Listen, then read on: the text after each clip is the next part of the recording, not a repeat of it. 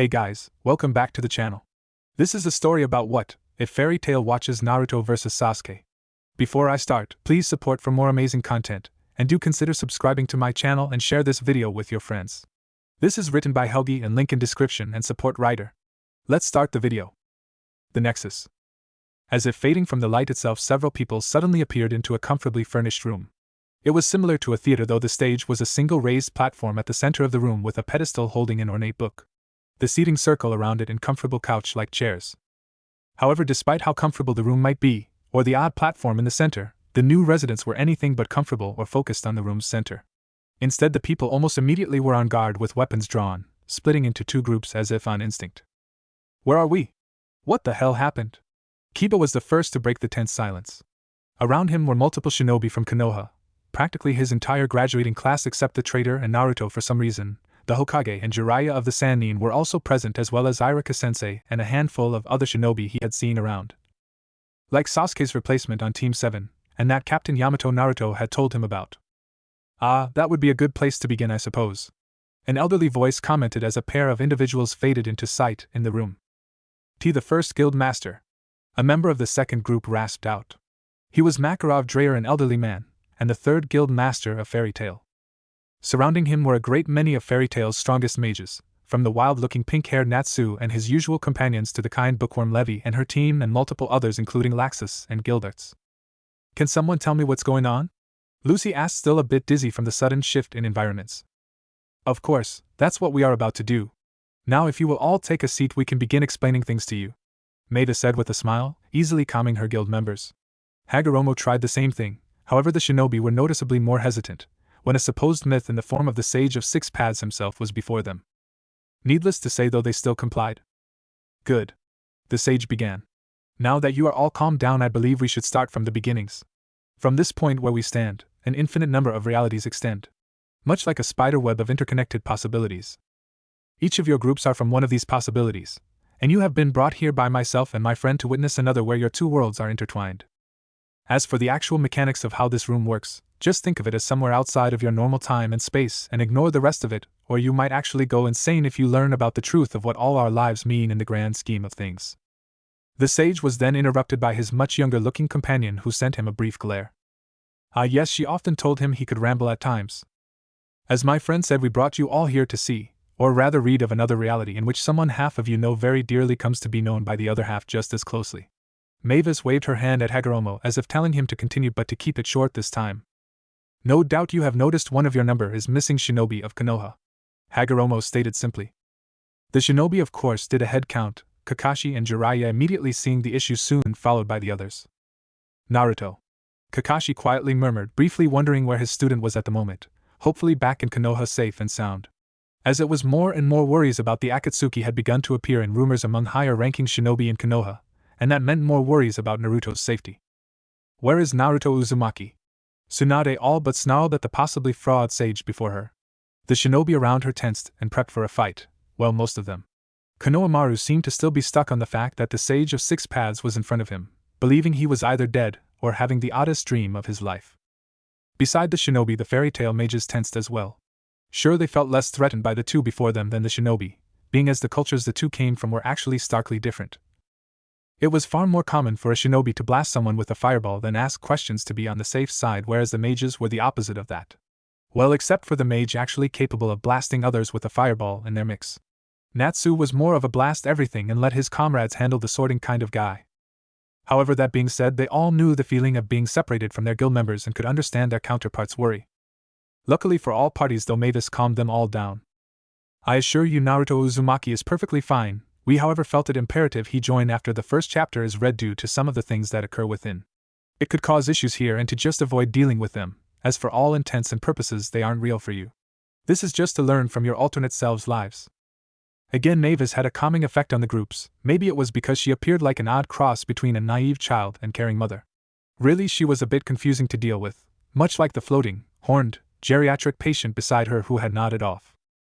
After gently rousing her friend, the two allowed everyone to get truly comfortable before Hagoromo slightly shook his staff, causing the book to lift up off the pedestal before settling into the arms of Lucy, causing the blonde to smile awkwardly at being chosen to read first. Kingdom of Fiori, Magnolia. Well, at least we are familiar with the setting. Gray pointed out, getting nods from the other mages and brief looks of interest from the shinobi. In a place far, far away was the kingdom of Fiori. A stable neutral place with a population of over 17 million people is a place filled with magic. Magic is commonly exchanged and play a key part in the people's lives. And there are people who earn money by using this magic. People call them mages. Mages join various guilds that are spread around the country. So mages are in a way very similar to shinobi, Kurenai said, getting nods from her fellows. How do you mean? Erza asked, admittedly intrigued by the lives of these shinobi. Shinobi are, at least in our time, gathered into primarily villages that assign missions and pay the shinobi, much like your guilds are. Shinobi typically perform missions for clients that use a hidden village as a medium. Kurenai elaborated. The mages nodded and the celestial mage continued. One certain guild is located in the city of Magnolia, where in the past and even now holds home to many legends. Its name is Fairy Tale. So your guild is the top one like Konoha is the top village? Konohamaru asked, having finally calmed down from debating his surroundings and interest in hearing a story about his boss, even if it is an alternate version of his boss. You better believe it, Fairy Tale is the #1 guild in Fiori. Natsu bellowed, getting a cheer from his fellows and a few smiles from the shinobi, liking how close this group seemed with one another. And right now here, a celestial mage by the name of Lucy Heartfilia, who always wanted to join the infamous magic guild, now was standing the middle of the everyday life of this guild.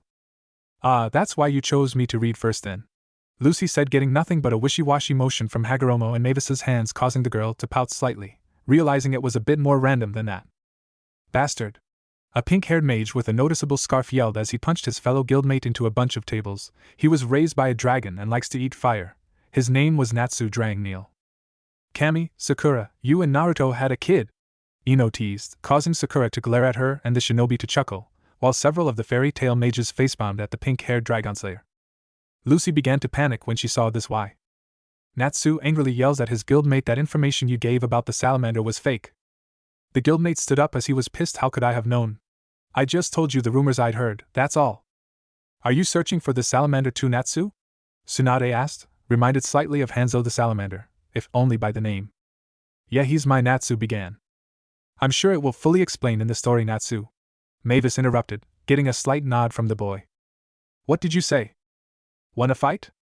In a matter of seconds, the guild started to do its daily activity, fighting amongst each other like a drunken bar fight. Is it really like that? Asuma asked, his cigarette hanging loosely in his mouth at the sudden fight. Most of the shinobi owlishly blinked as well. Most.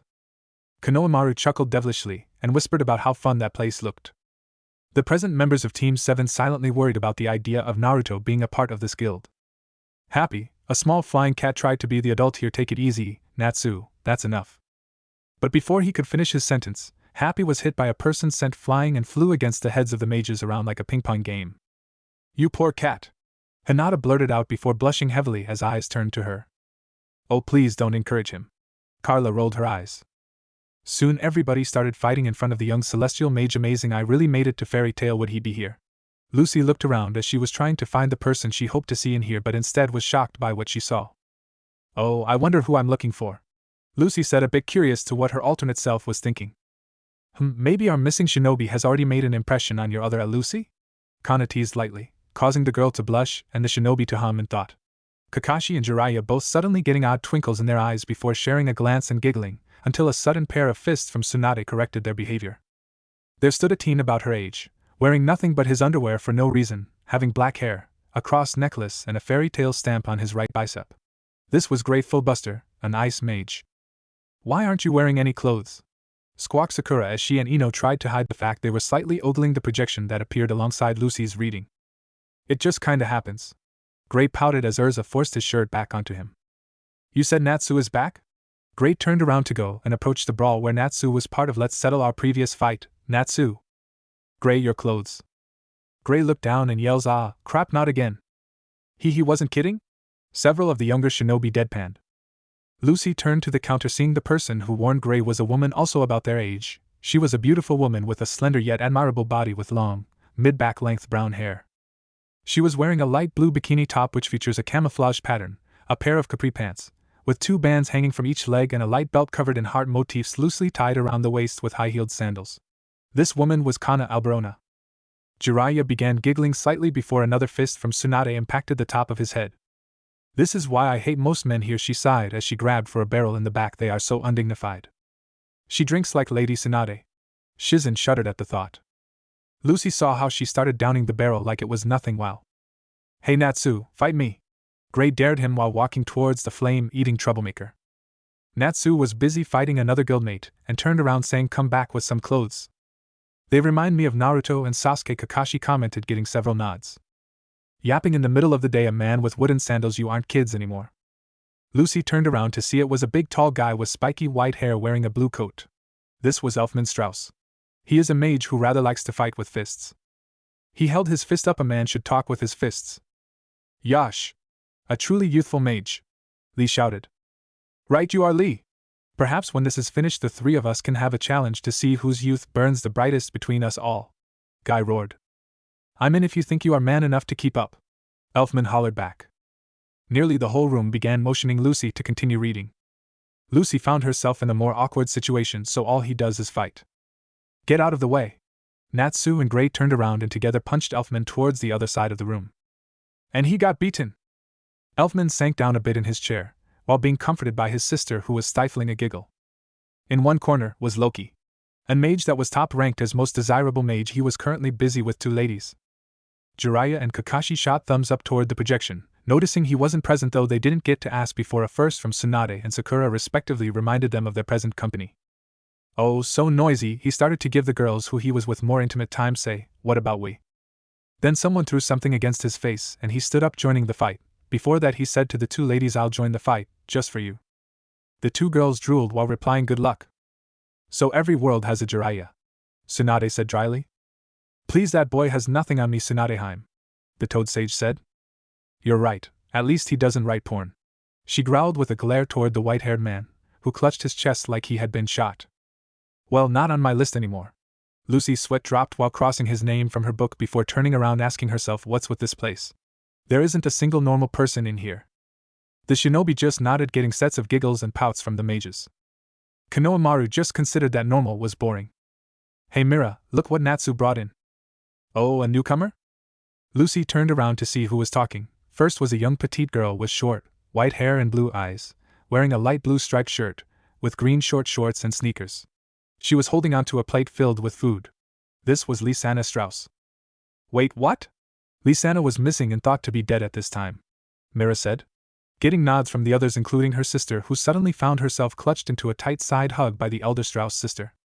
Well, it is a different reality. Maybe in this one she never went missing? Levi questioned.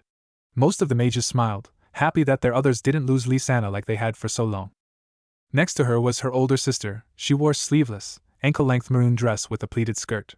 The chest is adorned by a large, pink bow, and similarly colored trimmings frame the rather ample neckline, acting as straps, and circle around the waist. Her hair is also long with two bangs flowing by her shoulders and a small ponytail on her forehead, and she wears high heels that fit her dress.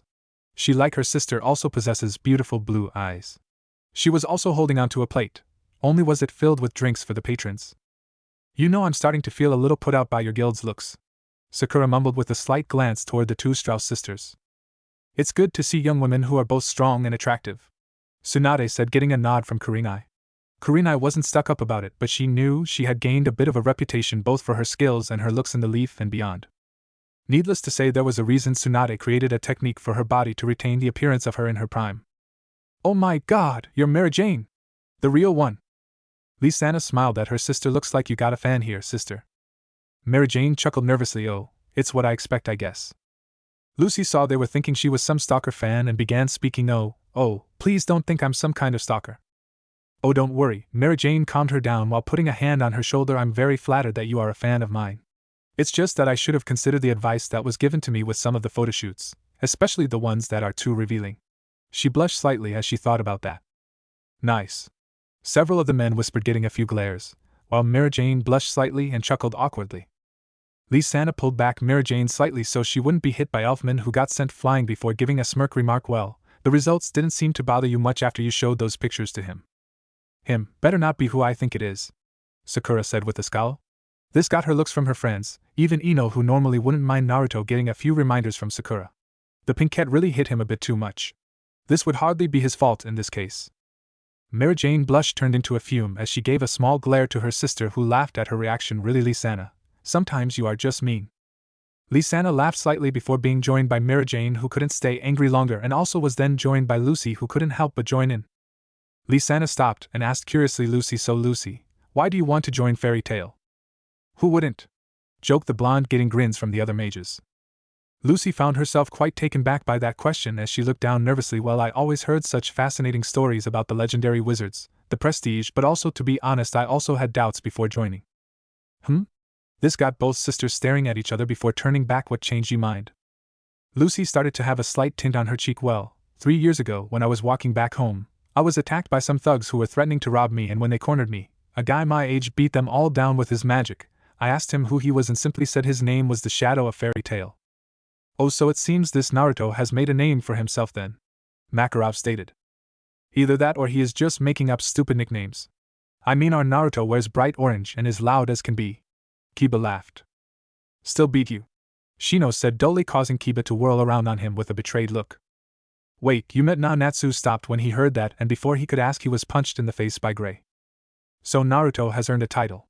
But to be the Shadow of Fairy Tail sounds a little ominous, doesn't it? Erza commented, getting a few nods, while the shinobi shifted uncomfortably. This Naruto was sounding a little different than the one they knew and loved, and they weren't sure how they felt about that.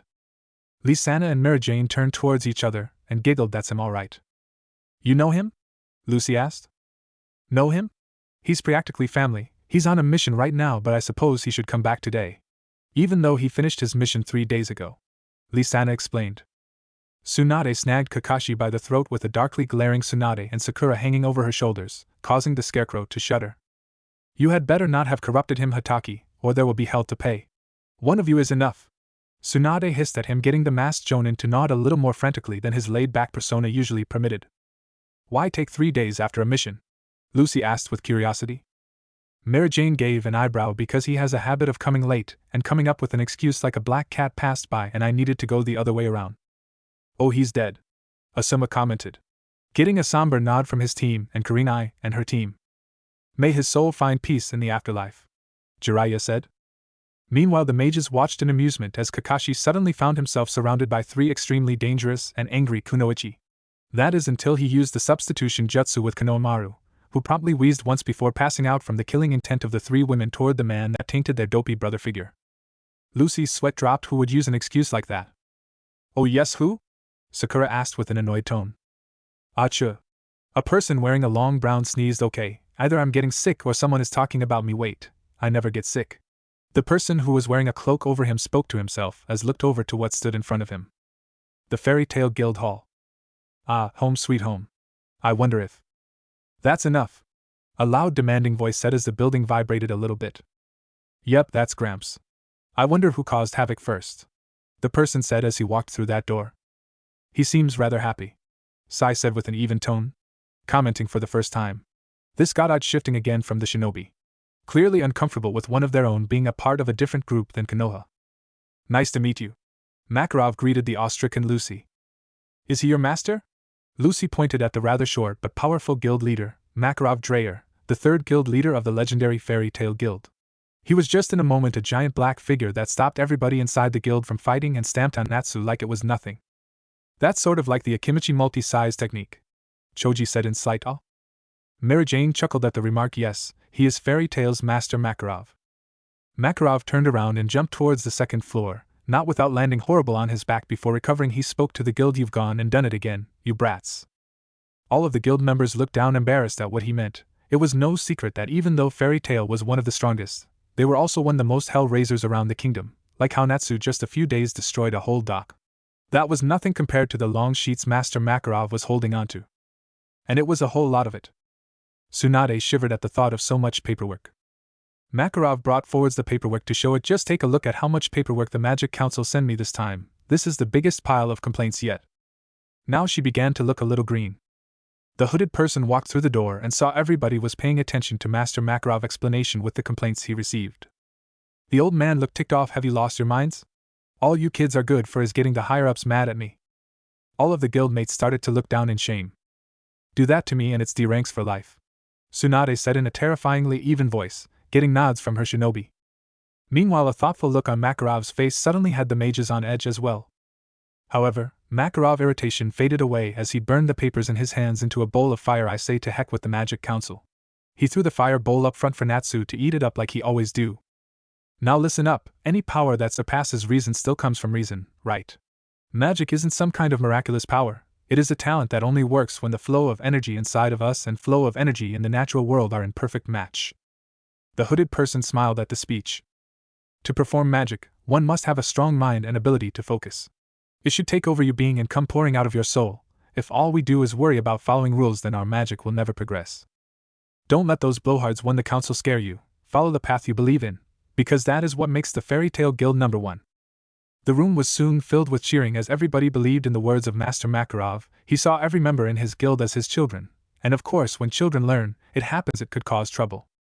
Tsunade smiled at the image before her. It was much the same image her sensei had for Konoha. One that she wanted to continue, and one she hoped Naruto, and maybe even Kakashi would continue after her. The hooded person chuckled as he spoke out, still giving good speeches, huh, master? Everybody turned around to see where it came from. They saw it was a person wearing a hoodie and saw he was smirking underneath the hood.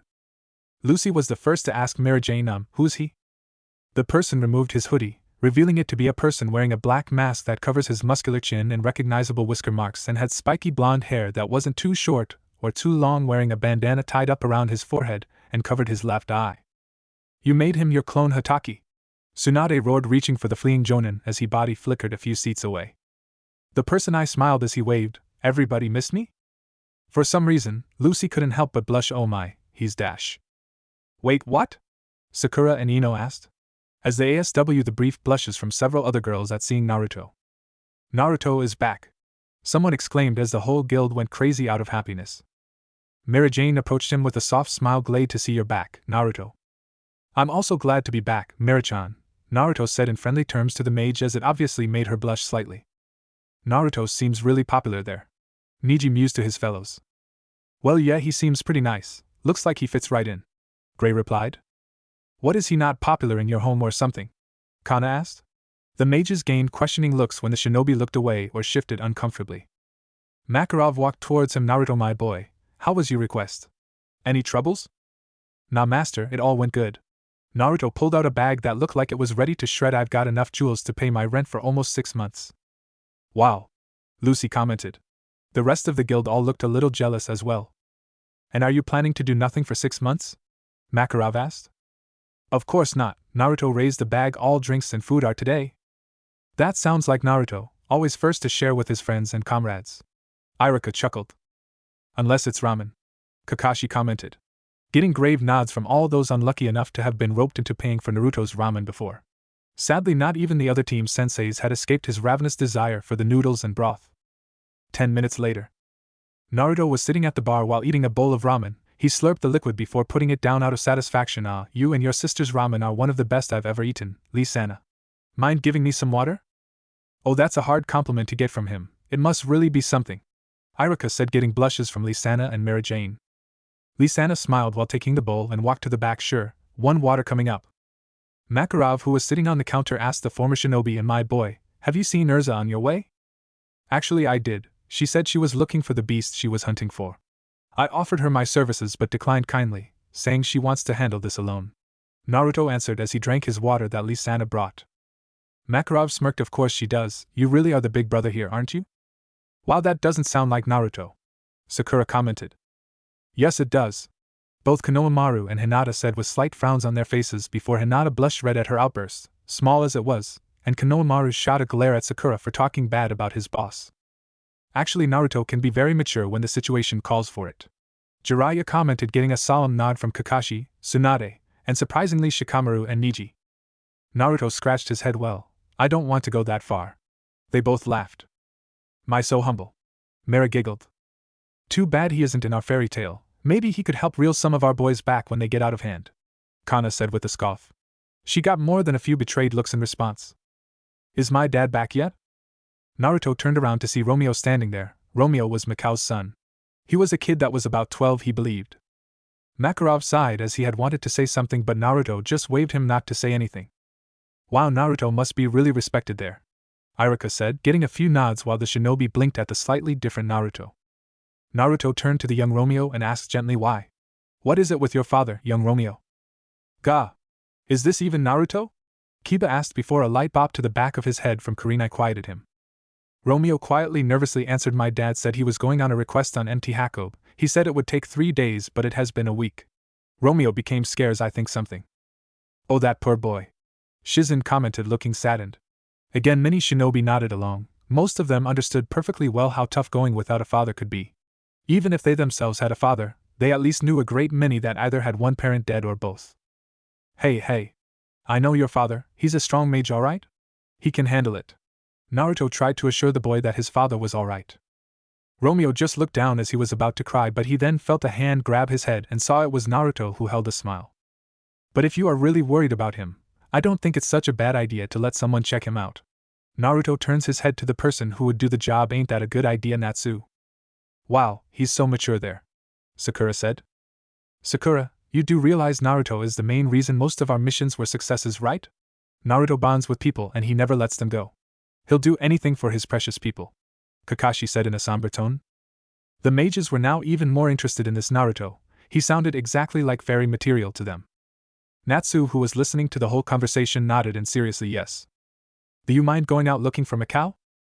Of course I don't mind, Natsu said as he turned to his companion. Come on, Happy, to MT Hakob. Alright. Happy saluted as they both walked out of the building. Also with them they dragged the newcomer for no apparent reason. Well, that was easy. Choji laughed. And some people still question if he could one day become Hokage. Konohamaru scoffed, getting a ruffle of his hair from Irika, who agreed wholeheartedly. Romeo on the other hand began to worry more as he saw Natsu leave. But. Hey listen, Romeo turned back to Naruto, who gave him a welcoming and warm-giving smile. Natsu isn't somebody who stays on the sidelines while somebody is in trouble, so just put some trust in him, alright? He is a big brother figure to you, isn't he? Romeo started to act up and nod yes. Then have trust in him, okay? Romeo smiled. Okay. That's Naruto, alright. Kakashi said quietly to himself, as he smiled proudly under his mask. Now go back to your mom, she must be worried about you, isn't she? Romeo remembered what time it was. Oh no, I've got to go. Romeo ran towards the exit, but before he waved to Naruto, see you tomorrow, Naruto. Naruto smiled as he waved back till tomorrow, Romeo. He is really good with children, Kana said suggestively, getting more than a few blushes among both shinobi and mage. The rest of the guild smiled at the carrying character of Naruto, always coming up with the right words for someone who was in need. Many liked that about him. Naruto turned to Makarov. Hey Gramps, mind if I take a nap in one of the guest rooms? I'm quite tired, to be honestly. Makarov smiled. Sure Naruto, you know the way. Thanks. Naruto stood up as he waved the others. See you guys later. Sleep well, Naruto, everybody else said as he went upstairs. I must say, Guildmaster Makarov, both in that world and your own, you have done an excellent job of making the guild like what it's supposed to be. Mavis praised, getting a happy smile from Makarov and proud grins from his children.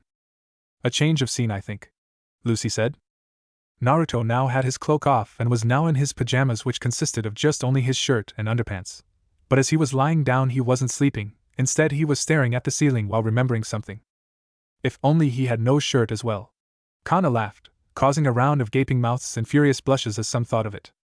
He grabbed his chest. It's been 3 years. This sounds ominous, Jiraiya said darkly. 3 years before the events. Oh, a flashback. Now we can see what led up to him joining Fairy Tail, Wendy said, surprising some of her friends who had all but forgotten the unusually quiet girl had been. Night fell over Konoha, or also known as the village hidden in the leaf, with everybody going to sleep. It was a day of panic and unanswered questions as a series of events unfolded within the last few months that occurred in the strongest shinobi village of the whole continent. Oh, that's not a good start, Tenten grimaced. With first being the failed Oto/Suna invasion of Konoha during the finals of the Chunin exams, resulting in the death of countless shinobis on both sides, and that of the third Hokage Hiruzen Sarutobi.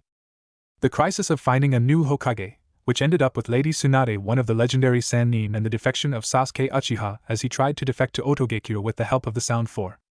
Several of the shinobi clenched their jaws or their fists at the memory there. None more than the members of the Sasuke retrieval team. This was not missed by the mages, who looked at their new acquaintances in mild worry. That failed thanks to the efforts of a group of Leaf Ninja that was led by the Chunin Shikamaru Nara, who just recently gained this promotion despite of his young age. Shikamaru ground his teeth faintly until Asuma placed a hand on his shoulder, calming the younger shinobi down. With their full strength, the Sound Four were defeated by Shikamaru, Chuji, Niji, Kiba, the backup of Suna and Lee. But the one who completed the mission was blonde Naruto Uzumaki. He fought Sasuke at the Valley of the End and dragged his unconscious body back to the village. Wait, hold on, Naruto brought Sasuke back in that world, Sakura shouted. We heard. Niji snarked at her, getting her to blush for her sudden shout. Did he not succeed in your own world? Lee-sana asked. Getting a few headshakes from the shinobi mages looked down slightly, feeling sympathy for their counterparts from the Hidden Leaf. A few weeks went by. As for now, after the events and the deeds of Naruto, all the shinobi who encountered him and mistrusted started to think differently about him. But the civilians and one over-emotional pink-haired shinobi downright started to bash him even more, like it was always the case. A few glares got shot to Sakura, who looked a bit stunned. She began to mumble an excuse but was ignored over continuing the story. But now, those thoughts were going to be changed once again. No. He wouldn't. Kakashi murmured under his breath. The shinobi were wide-eyed, fearing the worst. Boom! The Hokage building exploded as the roof was covered in flames. Several shadows jumped away from rooftop to rooftop after the explosion occurred. Did this happen in your world? Were you attacked again? Erza asked the shinobi. Head shakes came from the shinobi, which didn't make her feel better for some reason. It made her dread it a bit more. One of those shadows landed on the rooftop of his own house. It was Naruto, wearing not his orange jumpsuit but instead a standard blue shirt and pants with the whirlpool sign on the shoulder, and wearing sandals. He wouldn't. Something else is going on here, Konohamaru shouted. His boss would never betray the leaf. Would he? Naruto held on his left eye that was bleeding as he took some deep breaths, looking at the damage he had done to the building. Also, he had his mouth covered in fresh bandages as he obtained an injury in the event. He's in bad shape, Tsunade commented.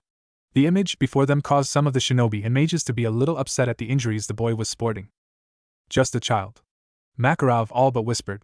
Why did such vile things happen to children no matter the world? He pondered sadly. I'm sorry, Granny, old man. Kakashi, Erosen and Sasuke, team, everyone. I did what I had to do. It's for the safety of the village, Naruto said as he clutched his free hand, as he knew there was no turning back now. His home, his dream. It's all over now. I knew he wasn't a traitor, Konohamaru hollered, getting a few sad smiles. So he is making himself out to be a traitor to protect your village? Levi asked. It's more than that. He is making himself a missing nin. It's practically a death sentence. He might as well be committing suicide, Jiraiya said with obvious frustration and pain in his voice. But why? That's not fair. It sounds like he has been a hero, Natsu yelled. Sometimes in our world those that are heroes are remembered as villains, Kakashi said. That thought made Fairy Tail scowl, while the younger shinobi lowered their heads. A shared thought about whether their Naruto could do something similar. He took out his headband and puts it on the ground so he could pick out his kunai. He took a moment to understand what he was doing. He carved a big scratch through the leaf symbol as a clone of his landed next to him. There's no going back now. He's a missing nin, Jiraiya said sourly. Shit. That's a big explosion. The person turned to Naruto. Hey boss, you coming or what? His shadow clones still weird me out with having diverging personalities like that. Makes me wonder if they have ever mutinied against him, Iruka said, getting a half-hearted chuckles from the others. Naruto had the headband now on his head and answered, I'm ready. Let's go. They both jumped away as they jumped through the rooftops, going straight for one of the gates. You know you just marked yourself as a rogue ninja, right? The clone said as they were coming closer to the gate. I'm sure he is very aware of that, Kakashi grunted. He was really not liking what was going on. Naruto said nothing as they now were close to the gate. They just had to run through it, and they had an open window just for a moment. Then 2 spotting lights went on and were set on the 2 shinobi, forcing them to stop. Naruto Uzumaki, freeze! Yeah, it was bound to happen. I honestly don't know how he escapes, but I have to say it must have been brilliant, because he doesn't just have to get past all the shinobi in the village, he has to get out of the forest too, and that is the Leaf Ninja's playground. He'll be hunted down, Jiraiya said. It was the mage's turn to shuffle uncomfortably at that thought. Despite their similarities, these shinobi were still very different than they were. Naruto gritted as he knew that voice. He made his trademark hand sign. Shadow Clone Jutsu. Dozens of Narutos appeared as he ordered split up. At least his go-to technique increases his chances, Kakashi said, though only Tsunade, Jiraiya, and Shizen were close enough to him to hear it. Right. They all responded as they all went different directions as several Leaf shinobi started pursuing them. One of them was his teacher, who was standing on a rooftop overseeing how one of his students was fleeing. Kakashi frowned at that, though it was hidden behind his mask. Naruto was sprinting through the streets as he jumped through a few alleyways as he disappeared into a corner that was pitch black. 3 Leaf Ninja, 2 Chunin and 1 Jounin landed in front of the corner as they looked around. Where is he? Where's the demon brat? The Jounin demanded. Demon brat? Makarov asked. I'm sure the book will explain in due time. Mavis said, much to the relief of the shinobi, before they realized that it would eventually be revealed. We must have lost his tracks, the Chunin said as he was catching his breath. Little bastard is fast, I give him that. The other Chunin gritted his teeth. I knew that demon brat couldn't be trusted. The third Hokage was a fool to let him become a ninja, and now look, he attempted to kill the whole council. He wouldn't do that without a reason. Shikamaru grunted while his hands went into his usual thinking pose. His mind was working overtime to figure out exactly what happened, and each piece he was given so far had just added more questions. He pointed at the Hokage building, which was now fully on fire as shinobi with water-style jutsu were trying to put the fire down. So remember when Naruto used to lead the ANBU around on chases in the village after pulling a prank? I think I just realized how dangerous he actually could be if he replaced his pranks with attacks. Iruka commented slowly. The thought sent shivers down the spine of every shinobi in the room. That truly was a frightening thought. If applied in the right way, Naruto's pranks could have crippled the Leaf. It doesn't matter right now, our mission now is to kill that brat. He's obviously a traitor, as he even broke out one of Orochimaru's ninjas. Now let's split up, the Jounin ordered as he left the 2 Chunin. What is he thinking? Sakura hollered. They aren't even going to try and get his side of the story, just immediately try to kill him? Happy asked. And Naruto is not very well liked by some villagers and shinobi. Well, most villager and some shinobi. It's not his fault, they are just superstitious. Shizen partially explained. That doesn't make it right. Natsu snarled. Right. They both also jumped away. Out of the dark corner, Naruto walked out the alley as he watched the ninja going at different directions. Okay, I lost them for now. Naruto flinched at the stinging pain in his eye. Arg, that hurts like hell. So I guess it wasn't just a style choice with the bandana. He really lost his eye. Tsunade commented with a bit of a dead voice. You get used to it, I know. You make jokes now of all times? Kurenai asked while shooting her colleague a glare. Naruto went stiff when he heard that. He did that and saw it was his sensei, Kakashi Hatake, and he was not alone. Alongside with him were Asuma and Kurenai, senseis of Team 8 and 10. Oh wow, all three, this is bound to be interesting. Naruto would have a very difficult time slipping past you three. Well, at least back then. Jiraiya commented with a bit of a boast towards his teaching skills, trying to lighten the tense mood slightly. It didn't work at all. Naruto cursed to himself. Damn it, he really didn't want to come across them. They were one of the very few who didn't hate him. He expected from the Cyclops to either cuss him or outright just kill, but instead he said, "Does he really think so little of me?" Kakashi practically whispered, disheartened by the fact Naruto would think he wouldn't try to let him explain himself first. Naruto, why? Kakashi had this concerned look in his eye as he held his hands forward. Why did you do this? Do you know the extent to what you have done? I have no doubt that he does. Shikamaru said calmly, getting a few looks from those sitting around him. Naruto simply nodded yes. Yes, I know what I have done. Then why? Kakashi sounding more demanding. You know this can cost you your. Like I said, Kakashi-sensei, I know what I did. With what I have committed, I will be branded and hunted down as a rogue ninja. I will be viewed again by many of the villagers as a monster. They viewed him as a monster? Mira asked, remembering her own life before coming to Fairy Tail. To do that willingly, to give up his life and his dreams to protect his home. No wonder he is so welcome in Fairy Tail. Makarov thought. Asum bit his cigarette. Then why do it? Asked Lady Tsunade. This caught the senseis off guard. They never heard Naruto so formal speaking like that. Tsunade. Jiraiya growled, snapping to glare at the woman. It was an odd flip of their usual relationship. She actually looked frightened, but perhaps not of Jiraiya but more what she had done. Just what was her other thinking? The younger shinobi also shot looks at her, thought they were less glares and more glances of fear, something she suddenly loathed more than anything else. Naruto continued, because I knew one thing, the actions I took extended to the survival of the Hidden Leaf Village. I'm not letting those bastards destroy what the old man has been fighting for. He's a martyr. Shikamaru sighed out, realizing at least most of what had happened. Kakashi saw what Naruto meant by, it seems like he held a very strong conviction to the third Hokage. He knew that Naruto had a very close relation to Hiruzen Sarutobi. He even remembered how he brought young Naruto along to some parts of the village to enjoy, but he never expected Naruto to go this far. Was he just like Itachi? Willing to be branded a criminal for the love of the village? Wait, what? Nearly every shinobi questioned, shooting a look at Kakashi, who was suddenly sweating under the looks from his fellow jonin. If they succeeded their plan, Naruto gritted as he remembered it. He clutched his fist. I could not let them do that. Several shinobi came around the corner, and spotted them. There's Kakashi, he's trapped the demon brat. Pfft, yes, he looks very trapped. Kiba scoffed. That earned him a slight pop on the head, this time from Shino. Not the time for sarcasm, Shino calmly said. His only reply was a grumbling response that may have included bits about stupid bug boys. Naruto, please turn yourself in. You will only make things worse. Kurenai tried to convince the boy who she knew was the crush her student had. Hinata blushed cherry red at that little snippet, while slight chuckles and giggles could be heard in the room. The poor girl tried desperately to sink into her coat. I'm sorry, Naruto held a hand sign, but what's done it's done. Oh, Naruto said one last thing, tell the members of the Shinobi Council, Hinata's, Kiba's, Shikamaru's parents, and the others I'm sorry, didn't mean to get them involved. The children of the Shinobi counselors looked at the image of their friend in sadness. Naruto seemed to be too loyal for his own good. A few began to really think about interacting with him more. Smoke exploded around him as two Chunin tried to stab him from above. They looked around. Where did he go? He can't be that far. A shadow clone, Kakashi murmured. Of course, Kakashi sighed. At least he was safe. Then a man in robes came down. He was a member of the ANBU. You got the kid? No, Kakashi answered. He just slipped away. Why? What's the problem? The ANBU agent turned to Kakashi. Because we lost track of him. Our trackers are already scanning the area around the village. He is surprisingly good at stealth when he wishes to be, Niji commented.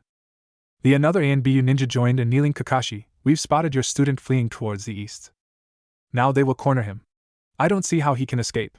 He isn't like Itachi, Jiraiya said.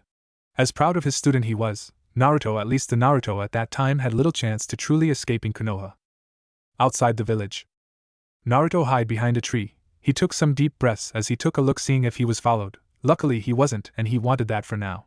He was too exhausted to fight and too tired right now to run. Then two kunais flew out of the bushes and hit Naruto.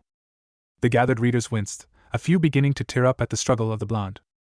Arg! Naruto shrieked in pain as he grabbed a hold on the one that close to his shoulder. He turned to where it came from and saw that two more kunais were flying towards him. He pulled out the kunai in his shoulder and used it to block the two others. He failed to see the three shuriken that were thrown from the tree behind him. Cornered and surrounded. They'll pick him apart. He won't even get a chance to really fight back, Asuma said grimly. All three shuriken plunged into Naruto's back as the pain forces him to lean backwards and on his knee. Again the readers winced. Naruto's friends and even those that hadn't even truly met him yet did not want to read of his suffering. Ugh, damn it. Naruto gasped for air as he took a look around and saw men in black robes but with plain white masks coming through the bushes. Rude, that bastard Danzo is probably behind the whole thing, Tsunade shouted. Sai's usual fake smile had become a very, very mild frown. We've got the Nine Tails Jinchuriki. We can bring him to Lord Danzo. When we get home Danzo Shimura dies, Tsunade said darkly. The mages seemed a little put off as the shinobi one by one agreed with simple nods. We're not finished, knock him out, one of them ordered. Hi! One of the robed men jumped towards him as he was ready to give the final blow. Bastards, Naruto growled as he reached for the other kunai, which was very close to his heart. Hinata had tears running down her face, as did a few of the Fairy Tail Guild members. Kurenai did her best to comfort the girl, but was also upset with what she was seeing. From the interactions she had with Naruto, he had always been a sweet, if a bit dim, boy and was practically the antithesis to what the villagers treated him as. To see this could have been the end result for him, dampened her love for the village ever so slightly. The robed man came closer. Yawa! Ya! Kakashi stopped when he heard that, his eyes widened. Naruto. He sprinted faster. Perhaps my youthful rival rescues his student from the root's clutches? Guy said, though he was largely ignored. Naruto was breathing hard as he was holding onto a bloodied kunai as his open wounds were bleeding out lots of blood, but in front of him laid something that rather pissed off the surrounding ninja. The one-robed ninja lay there dead, with a slash going through his mask, hitting the face. He laid there motionless. The mages were a bit put off, none of them really in favor of killing. However, Naruto was trying to survive, so it was hard to blame him. Good job, kid, keep fighting on, Jiraiya quietly cheered. That brat is too dangerous, go for his arms. Hi! Efficient bastards, aren't they? Gray commented. Naruto looked around and saw that from all directions a dozen kunais came for him. He didn't react fast enough as they all hit their targets. Plung! Plung! Plung! The sounds made the gathered group twitch as they seemed to play out in the room. It was a sickening sound. Naruto's arms were now no use as all his muscles were hit by the kunais. Some even hit his back as he now was forced to stand on his knees while blood was coming out of his mouth. This looks like a sick execution, Erza muttered. I don't want to watch this anymore. Wendy whimpered to Carla, who frowned sadly down at the young dragon slayer. Guess this is it, Naruto said as he saw the masked ninjas approach him. His vision was too blurry to see them come closer as he started to close his eyes, ready to pass on to the next world. He's accepting death? Mira said shakily, not liking the seemingly friendly boy being so low. What's that? Ah. Yeah. Blood punching and screaming was heard and Naruto forced himself open. About time you got there. Sakura and Tsunade shouted at Kakashi. Why are you late for everything? Tsunade asked with a weary moan. Kakashi simply turned his head slightly to turn away from them. Then a bright light forced Naruto to shield his eyes for a moment before he could look what it was, and when he saw it, he was astonished. In front of him was a small girl with yellow blonde hair and large green eyes with no pupils. She was wearing a frilly, pink layered robe with a red ribbon tied in a bow around her neck. She was surrounded by golden lights. It wasn't even you, Tsunade said angrily. Thank Mavis for saving him, Hinata said to the girl, getting a warm smile in return. She smiled at him as she walked with her shoeless feet towards the young shinobi and reached out for him while saying, "You have a heart of gold. I've seen what you did and I want to give you a chance, a second chance of life, a second chance to have a family, a second chance to have a family. In a country far away from here." She extended her hand. What do you say? Does Naruto actually even want to be Hokage, to be leader, or just because Sensei told him the village was the Hokage's family? Jiraiya asked. Both Tsunade and Kakashi looked worried by that fact. That was something that could easily be warped into manipulating him. Naruto. He turned around. That has to be Kakashi-sensei. Always late. Sakura groaned, causing Kakashi to slump. He turned back. What is this land? She smiled Fiori. The mages all smiled sadly. They at least would gain a new family member from this mess. Naruto then asked one final question. What is your name? The kind smile she gave made Naruto call Mavis Vermilion, first guild master of Fairy Tail. Is he going to leave without saying anything to us? Kiba asked, a little disappointed in that. Whether he has to, or not, doesn't matter. We didn't deserve a goodbye. We aren't even shown here. We haven't done anything to help him. It's always the other way around. Some friends we are. Ino said, getting a few looks of surprise for what she said, especially from her sensei. Naruto. Naruto turned around again, seeing movement in the trees before turning back to Mavis. When can we go? She reached for his hand and smiled. Right now. I guess he didn't want to see you, Sakura said blandly. More like Kakashi was too late to see him off. Tsunade snipped. She giggled as the light began to shine so much that the whole area got absorbed into it. Well, at least it explains how he got to Fiori, Lucy offered comfortingly to the still distraught shinobi. And flashback. Naruto remembered how he woke up, finding himself in a hospital in a country he didn't know. Soon enough the doctors explained they found him in the streets with dozens of stab wounds and thought he was a dead man.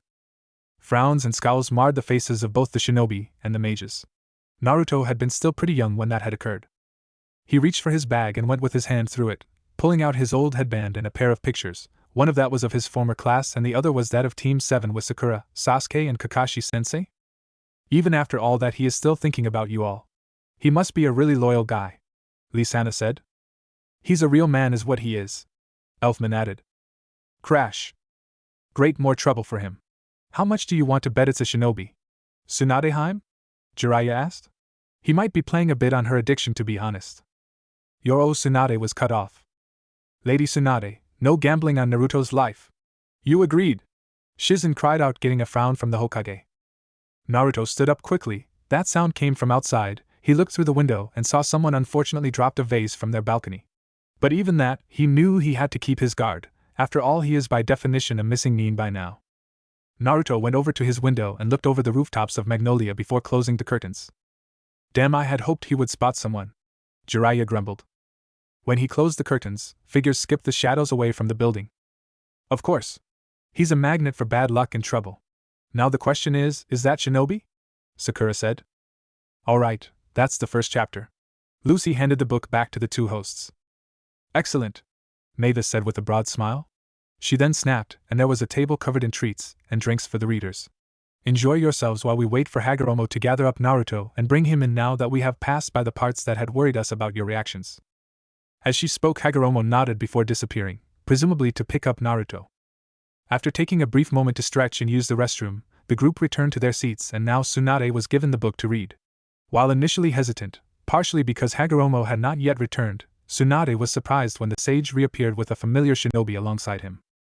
Sakura gasped out the boy's name before he sat down, well away from the other shinobi, something that disheartened Sakura it seemed. Tsunade was tempted to question Hagoromo about the boy being there but decided against, choosing instead to simply begin reading the next chapter. It's been a couple of days since Naruto returned from his quest, and a new mage named Lucy joined Fairy Tail. But in overall it was a normal day in Magnolia's best-known guild hall as everyone began to have a meal or a drink, and having fun. Sometimes there was even a laugh thrown in when Wakaba, one of the members of the guild, tried, jokingly, to ask Mira Jane on a date, on which she responded by transforming her head to that of Wakaba's head, whereon that he gave the normal funny respond. "I hate it when you do that, it's so creepy." Everyone in the guild laughed at that except for one table where Natsu, Happy and Lucy were sitting. While Happy was devouring his meal, which was just a fish, Natsu was mumbling on how he was broke.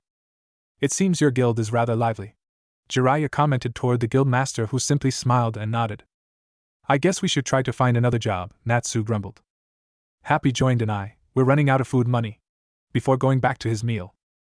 Lisana walked by and smiled. "If you can't afford to eat today, I can cook something for you guys. I won't charge you anything."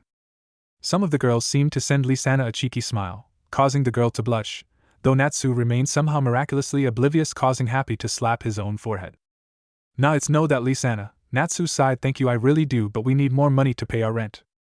"That would be no problem if we took that 2 million jewels reward," Lucy reminded him, while still slightly ticked off about it, but then reminds that she also had to pay her rent soon. "I guess I'd better find work too." "Okay, I remember when this was now," Lucy said, remembering some of the things that had happened that day. She turned around, and before she got to the quest board, she noticed someone walking in the guild. It was Naruto, wearing just a pair of boots, trousers and a t-shirt which didn't cover much of his body, as his arms and parts of his shoulders were exposed. He still wore the bandana over his left eye and the mask over his mouth. Several of the girls seemed to blush. The shinobi had not realized how much Naruto had truly grown and wondered if under his jumpsuit the formerly scrawny brat really was as fit as his counterpart. "Of course he would make himself look like Kakashi," Sasuke commented in an irritable tone of voice. He hadn't wanted to be here, preferring instead his training. Hagoromo hadn't really given him a choice though. He dried his arms up with his towel and said, "Mira, can I get the usual? I'm done training." "I bet it's ramen," Kiba snickered. "Suckers bet, we all know it's ramen," Shikamaru replied. Mira Jane smiled and turned around. "Sure. Coming right up." Naruto went over to the table next to Natsu's and tapped the back of a man of average height with a short, straight, slicked back dark blue hair. "Hey Mikao, how's it going?" "I'm doing good, kid." Mikao gestured. "Sit down here. I see you just finished your training?" "I like the friendliness the guild has. It's very inviting." Hinata stuttered out, causing the Fairy Tail members to puff up their chests slightly in pride. He sat down and answered, "Yes, I did the usual. Around 4 hours done." "That's his usual," Lucy cried out, though the shinobi weren't all that surprised. Outside of Lee, Naruto was hands down the most devoted to his training out of all of them. Mikao noticed checking Naruto and chuckled. "I can see that your whole back is drenched in sweat." "It is?" Naruto turned his head to try and look. "Damn, I barely noticed that anymore." Wakaba waved his hand in front of his nose. "And that smell like you've been running a marathon." "At least he trains." Wakaba. Kana sniped at her guild mate, causing the man to exaggerate his reaction to her comment and clutch at his chest. Some of the guys laughed just as Mira Jane brought a bowl of ramen in front of Naruto and commented, "Well, I say good for Naruto. At least he uses his time productively." Kana smirked. "Yeah, unlike some of you." "Glad to see other me agrees with me." Kana laughed. "Hey. Thanks for the food, Mira," Naruto said as he began to eat it. Kana's cheeks were red from the alcohol and asked drunkenly, "So, Naruto, what are you planning to do today?" "Lady Tsunade, is that your daughter?" Shizen quietly questioned, causing both Kana and Tsunade to sputter, with Tsunade sending a betrayed glare at her assistant for that comment. So unlike her. "I don't know, to be honest. I already paid my rent for the upcoming 3 months, so what about? It just might be." Kakashi joked, only to receive a heavy blow to the head from the Hokage. "Keep your mouth shut, mask boy. You're still on thin ice for giving Naruto your bad habits," she growled. He saw that Kana grabbed out of nowhere a barrel of wine and started downing it until she couldn't drink anymore. Both Kana and Tsunade looked away with slight tints on their cheeks as their fellow readers gave them accusatory looks. Naruto sighs at the usual Kana, smiling. "Never mind." 5 minutes later. Naruto just walked out of the restroom but noticed someone else except for Nab, the guild member who doesn't know what quest he wants to pick. The girl was wearing a white shirt, a pink ribbon in her hair, a red t-shirt and brown boots while carrying a whip around. He saw the girl scoping for a quest, finding a magic bracelet, lifting a spell from a cursed cane, fortune-telling love, using astrology, exterminating the evil spirits in a volcano? I didn't know there was so much different kind of requests for mages. Very similar to shinobi missions, they can range from everything including walking dogs and painting fences to hunting down rogue shinobi or armed escorts. Asuma commented. Excuse me? That voice made Lucy stiff for a moment before turning around to see Naruto standing in front of her. Teasing smiles from Kana and Mary Jane were shot toward Lucy, who blushed and sunk in on herself slightly. Hello? I guess we didn't meet before, you must be the new one here. What's your name? Naruto asks, just as Mary Jane walks by. Lucy saw the began to turn red and stutter, I am. Oh my, suddenly so shy. Mary Jane teased lightly, causing chuckles from the group as Lucy blushed crimson at her counterpart's reaction. Don't worry, Lucy, he won't bite. Mary Jane tried to calm the blonde girl down and took it over. Naruto, this is Lucy. She's the newest member of Fairy Tail, and the reason you haven't seen her much is that she's been going away on quests with Natsu and Happy. Yash, Naruto-kun is one of the kindest and most youthful Konoha shinobi. Lee spouted loudly, getting groans from his teammates, and a bright smile and thumbs up from his sensei. Lucy, you mean Lucy from Helghy? He knows my family? Lucy questioned herself too quietly for all but those closest to her to hear. Erza placed a hand on the blonde's shoulder to comfort her, knowing that her family's history was a difficult and sore subject for her friend. Nope. Just Lucy. Lucy waved her hands around. It's me from the time you saved me from that gang. You remember that? Oh yeah? Now I remember. Naruto nodded his head and smiled, offered his hand to shake it. I smiling, nice to see you joined. Welcome to Fairy Tail. He seems to fit into Fairy Tail perfectly. Makarov commented with a small smile on his face, happy to see the boy this was all concerning seemed to match up to the Fairy Tail ideal attitude. Lucy cheeks blushed. Yeah, nice to meet you. Mary Jane giggled at the interaction and began changing the conversation. Lucy, if you are interested in taking one of these requests, just let me know. The master is away for a conference, so I'm covering for him. Oh. Mara suddenly said, tapping a fist into her palm. I remember this now too, though without Naruto, of course. Oh, so that's the reason why I haven't seen the old man. So it's that time again, Naruto said, knowing the routine occasion. What kind of conference? Lucy asked. One for guild masters. Every once in a while they all get together to talk about the state of things. It's a bit different from the council, though.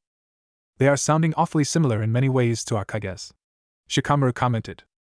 The Magic Council. Naruto rolled his eyes while speaking those two words with venom, earning himself a questioned look from Lucy but a normal response from Mary Jane, who ignored it to put a finger on her chin, trying to figure out a better way to explain it better. She then got an idea in her head, asked a fellow guildmate, the obese, read us for something. Read us, can you give me your light pen? The shinobi perked up at the use of this light pen, curious to see what it was exactly. Of course, here. Read us handed over his pen that had a glowing end to it. Thank you. Mary Jane thanked him before turning around and starting to draw a hierarchy of diagrams in the air and explaining it from top to bottom. The most important people in the magic world are the 10 members of the council, who have a connection with the government. They exist to maintain the order in the magic world. The council can also pass judgment on mages who commit crimes. They seem to have quite the large amount of power over society. Pretty similar to Konoha's council before Lady Tsunade started reorganizing them, Sakura said. Amira Jane then pointed at the middle of the diagram as Lucy focused, and beneath the council, there are guild master leagues, where guild masters assemble. They relay the decisions of the council, smooth out the communication between the guilds in the area, and keep us in order. It's a difficult job, right? I didn't know that there were connections between guilds, Lucy said, astonished by the diagram and organization. It's important that we interact with each other, or else our structure would have fallen apart, Mary Jane added. It's no wonder that your world seems far more peaceful and stable than our own. Maybe if the Kages met often to work together, war would be less frequent. Jiraiya scratched his chin in thought. The question remains, Lord Jiraiya, how do you convince all the Kages to meet and find common ground? Even when at peace, the 5 villages are hostile to each other, especially places like Kiri during its civil war and Iwa in its hate for Konoha after we defeated them in the last 3 wars. Shikamaru commented. He wasn't trying to shut down Jiraiya's work toward peace, much the opposite, in fact. This was the same thing he did when talking to Naruto. He helped to refine the boys' ideas before they were thrown out there. For their part, the guild members were a little uncomfortable knowing that their counterparts of the shinobi world seemed to continuously surrounded by war and conflict. Just some of the small stories they got during the break had taught them that the shinobi were taught since early childhood to be soldiers for their village. Something Makarov and his children felt conflicted by. Yeah, Naruto stared at the structural plan of the diagram. I personally find this a good plan. Communications between guild masters, corporation, multiple meetings to build trust. Pretty much a good system, Well, except for the council, most of them are nothing but bureaucratic thick-headed morons. Naruto wasn't even my student in that world, and yet he shares my hope and dreams for peace, it seems. Jiraiya smiled proudly. Lucy's sweat dropped. Did this guy have some grudge against the Magic Council, or was this a universal in this guild? She already had heard it from the Master Makarov, but now from him. Looks from the shinobi prompted Gray to respond.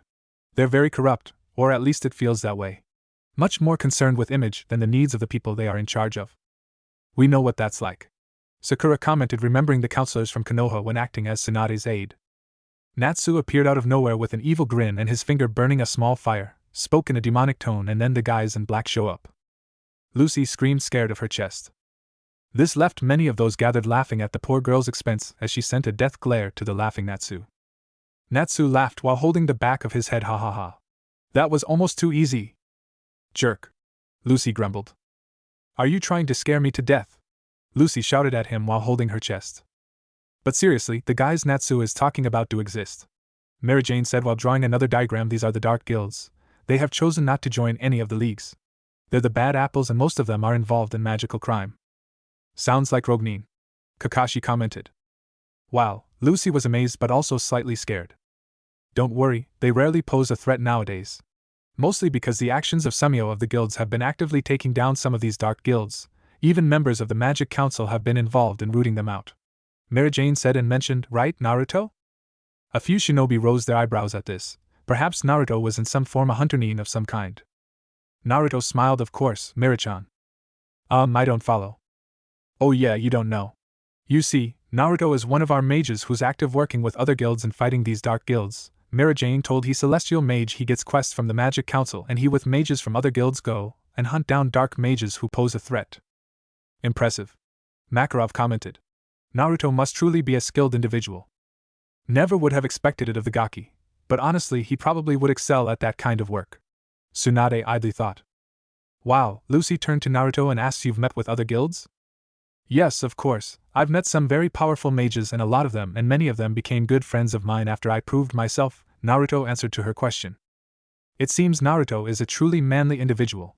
A skilled fighter, and he has lots of connections with other guilds. Elfman said, getting a few nods from the others. Mary Jane smiled. Naruto is known for defeating and capturing over 49 dark mages from 8 different dark guilds. This gave him the nickname the Shadow of Fairy Tail. He must at least be an A-rank shinobi by that point, if not S-ranked. Kakashi commented with his eye widened. This got surprised looks from the other Konoha-nin, all of which knew he was strong but had yet to see him truly prove that level of skill. Why the Shadow of Fairy Tail? Because Naruto's fighting skills are like that of a shinobi, Lee-sana said as she walked over to the counter with an empty tray. I'm not joking, really. When Naruto and I went to do a recovering request, we got jumped by like 5 dark mages. He took them all down without even using his magic. He picked them all off one by one and paralyzed them, ending it for us getting a good pay when we brought them in. He could do so now as well, though he has had more formal training under yours truly than there it seems. A fighting genius in disguise, I tell you. Jiraiya commented with an extremely proud glint in his eyes. Didn't you just peep while Naruto mostly trained himself? Tsunade sniped at the super pervert, causing the man's overinflated ego to pop like a balloon, getting laughs from the shinobi and wizards alike. He did? Lucy's eyes widened as she turned to Naruto. You're really that strong? Naruto was flattered. I'm not saying I'm that, I just got lucky, that's all. Besides, they weren't that powerful, just some A-class morons. The younger shinobi and wizards gaped at that flippant attitude in regards to A-class opponents. I take back what I said, he is obviously S-class. Kakashi commented. That ain't nothing. Lucy's mine though. No kidding, other me. Lucy said, getting a chuckle from those that heard her. Whatever, say, are you going to pick a job or not? Natsu asked Lucy. Lucy frowned. You've got to be kidding me. What makes you think I want to do that? Well, we are a team. Aren't we? Natsu mentioned. Happy then burst in saying yeah, and we picked the job last time.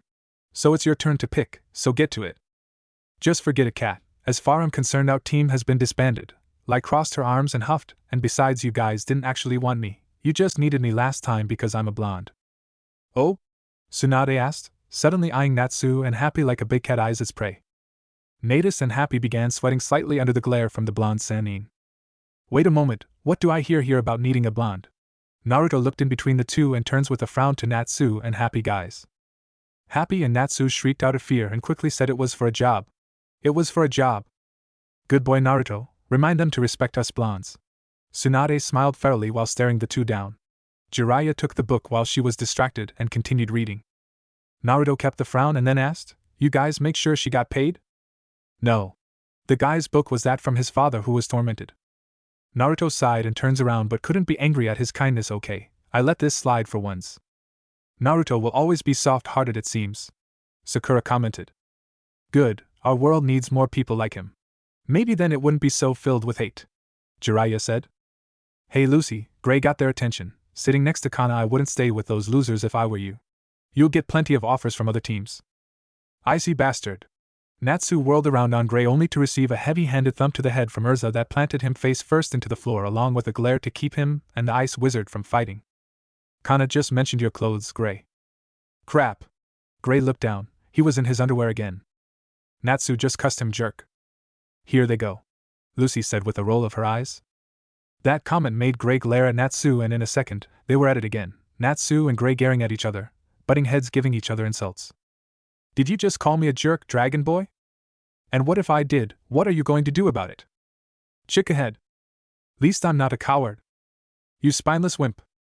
You're a freak. It reminds me of your days on Team 7 Sasuke, oh how you and Naruto would go back and forth." Kakashi joked at the broody shinobi while wiping a fake tear. Sasuke didn't reply, simply shooting an unamused glare at the Jonin. Tsunade herself glared back for the Jonin at her very least favorite shinobi among Naruto's generation. "It looks like they're at it again," Happy said, munching on another fish. "Those two," Naruto shook his head before turning towards Lucy, who now was listening to Loke's attempt to flirt with her. But then he took a few steps back after noticing something on Lucy's hip.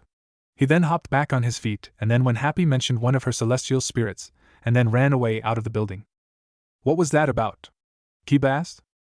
"I'm sure it will explain in the story eventually, it's not really our places to say," Lucy replied, getting nods from the others as if confirming the group thought along the same lines. "Celestial spirits, oh boy, I hope she isn't the holder of that key." He knew Loke had his own run-ins with celestial wizards, and it wasn't good ones. "Oh, so Naruto knows at least part of Loke's situation?" Erza was surprised, as were some of the others, as Loke had been rather tight-lipped about the full details of his situation. He noticed Gray punched Natsu and that his body was about to hit Lucy. "Wow, watch out." Naruto grabbed Lucy by the shoulders and pulled her slightly to him before Natsu's body could hit her. Lucy saw what happened and turned to her fellow blonde. "Thanks." "No problem," Naruto said before addressing the two guys. "Really guys, can you both stop this for a moment, just a moment?" Natsu started it. "I'm just following through," Gray argued. "Your clothes, Gray," Kana saying. "Damn it." Natsu got back up. "You're the one who was provoking me, you dirty slime ball." Gray's eyebrow twitched. "Oh yeah, what did I do to provoke you? You fire clown. You perverted slasher. Pink-haired punk. I am beginning to see why Naruto fit in so easily." Sakura huffed, recalling trying to stop Sasuke and Naruto's fights all the time back when Team 7 was together. The thought caused her to look over at Sasuke, who continued to ignore her, causing the pinkette to slouch slightly in her chair. "Lame insults, guys," Lucy deadpanned.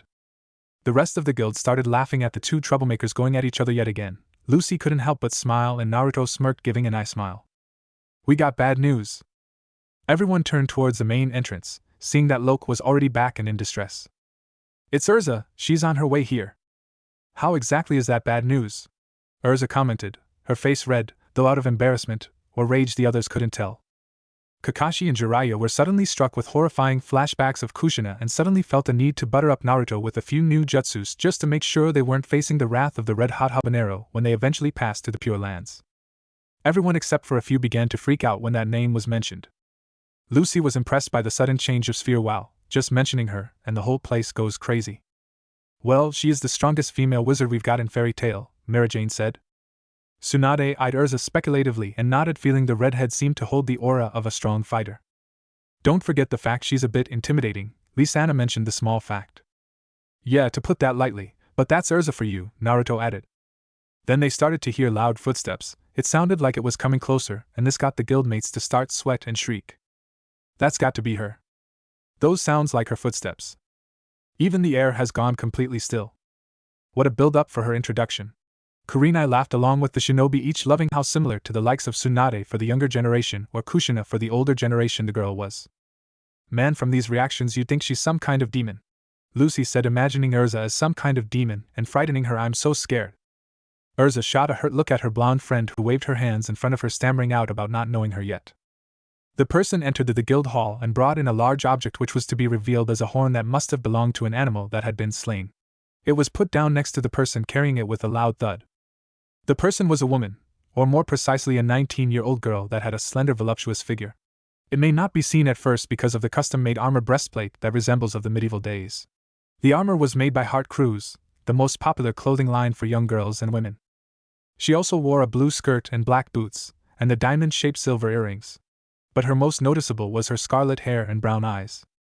A loud wham from Jiraiya impacting the floor startled those in the room as Tsunade took back over reading while blowing a slight amount of smoke off her fist. This was Erza Scarlet, the strongest female wizard of Fairy Tail.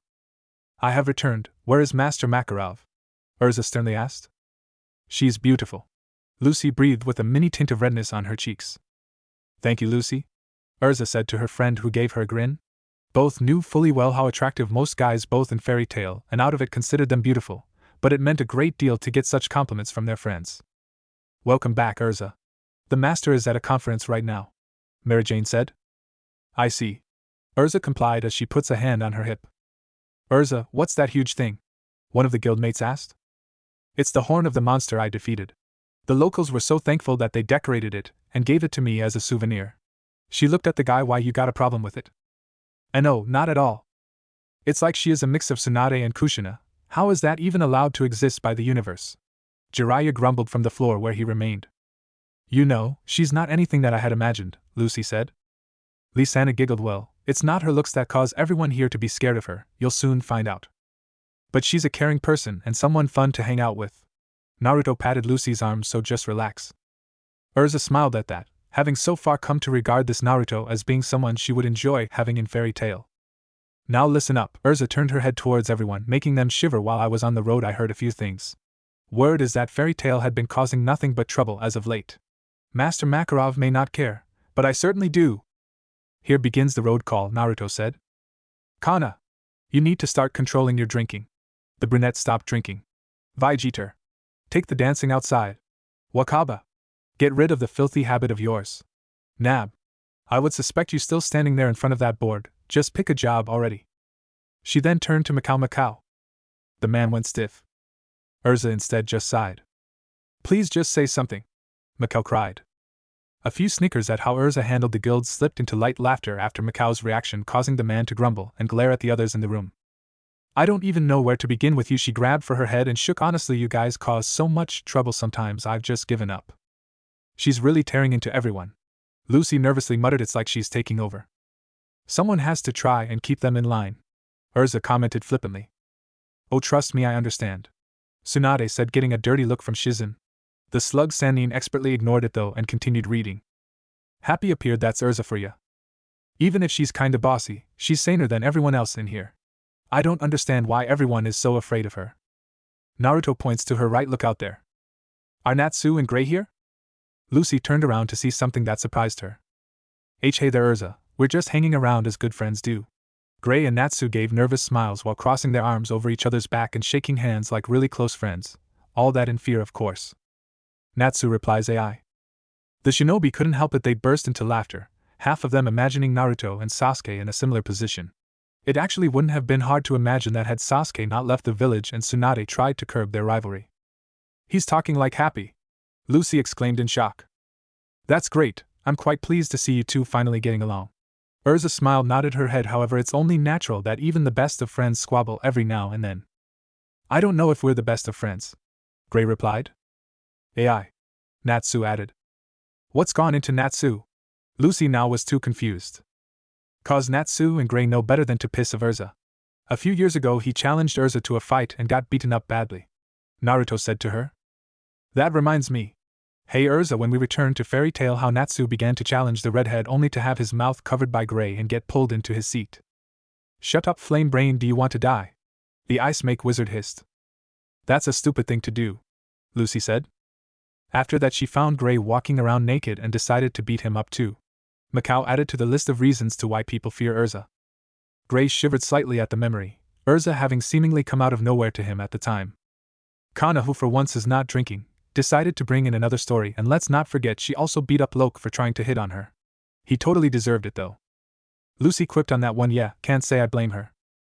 Naruto spoke. So Erza, from what I see, you normally come back here and relax, eating a strawberry cheesecake and forget about everything, but instead of that I can see you're planning something now, am I right? Well, Naruto has changed a bit. Ino commented. Actually, Naruto has shown many times he can be surprisingly perceptive on some things. Shikamaru replied.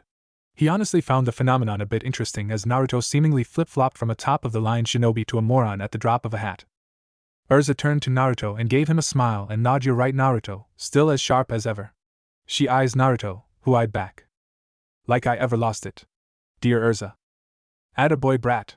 Jiraiya bellowed only to be silenced once again by Tswanda, though the teasing smirk she then sent toward Erza alongside a few other shinobi and more than a few of her friends among the guild caused her to blush. Erza huffed it with a smug smile before turning towards the two. Natsu, Gray. I need you to do a favor. The two turned towards Erza and paid attention to what she wanted to say. While traveling I heard something that made me worried. Normally I would consult with the master on an issue like this, but he's not here and this is a matter of utmost urgency. I can use you both for this. The Dragon Slayer and the Ice Mage looked between each other while the whole guild couldn't believe what they were hearing. This is very similar to what happened in our world. I'm curious how Naruto being around will change things. Erza said. We'll meet at the train station tomorrow morning. Erza informed them and then turned to her blonde friend. And you, Naru, where is Naruto?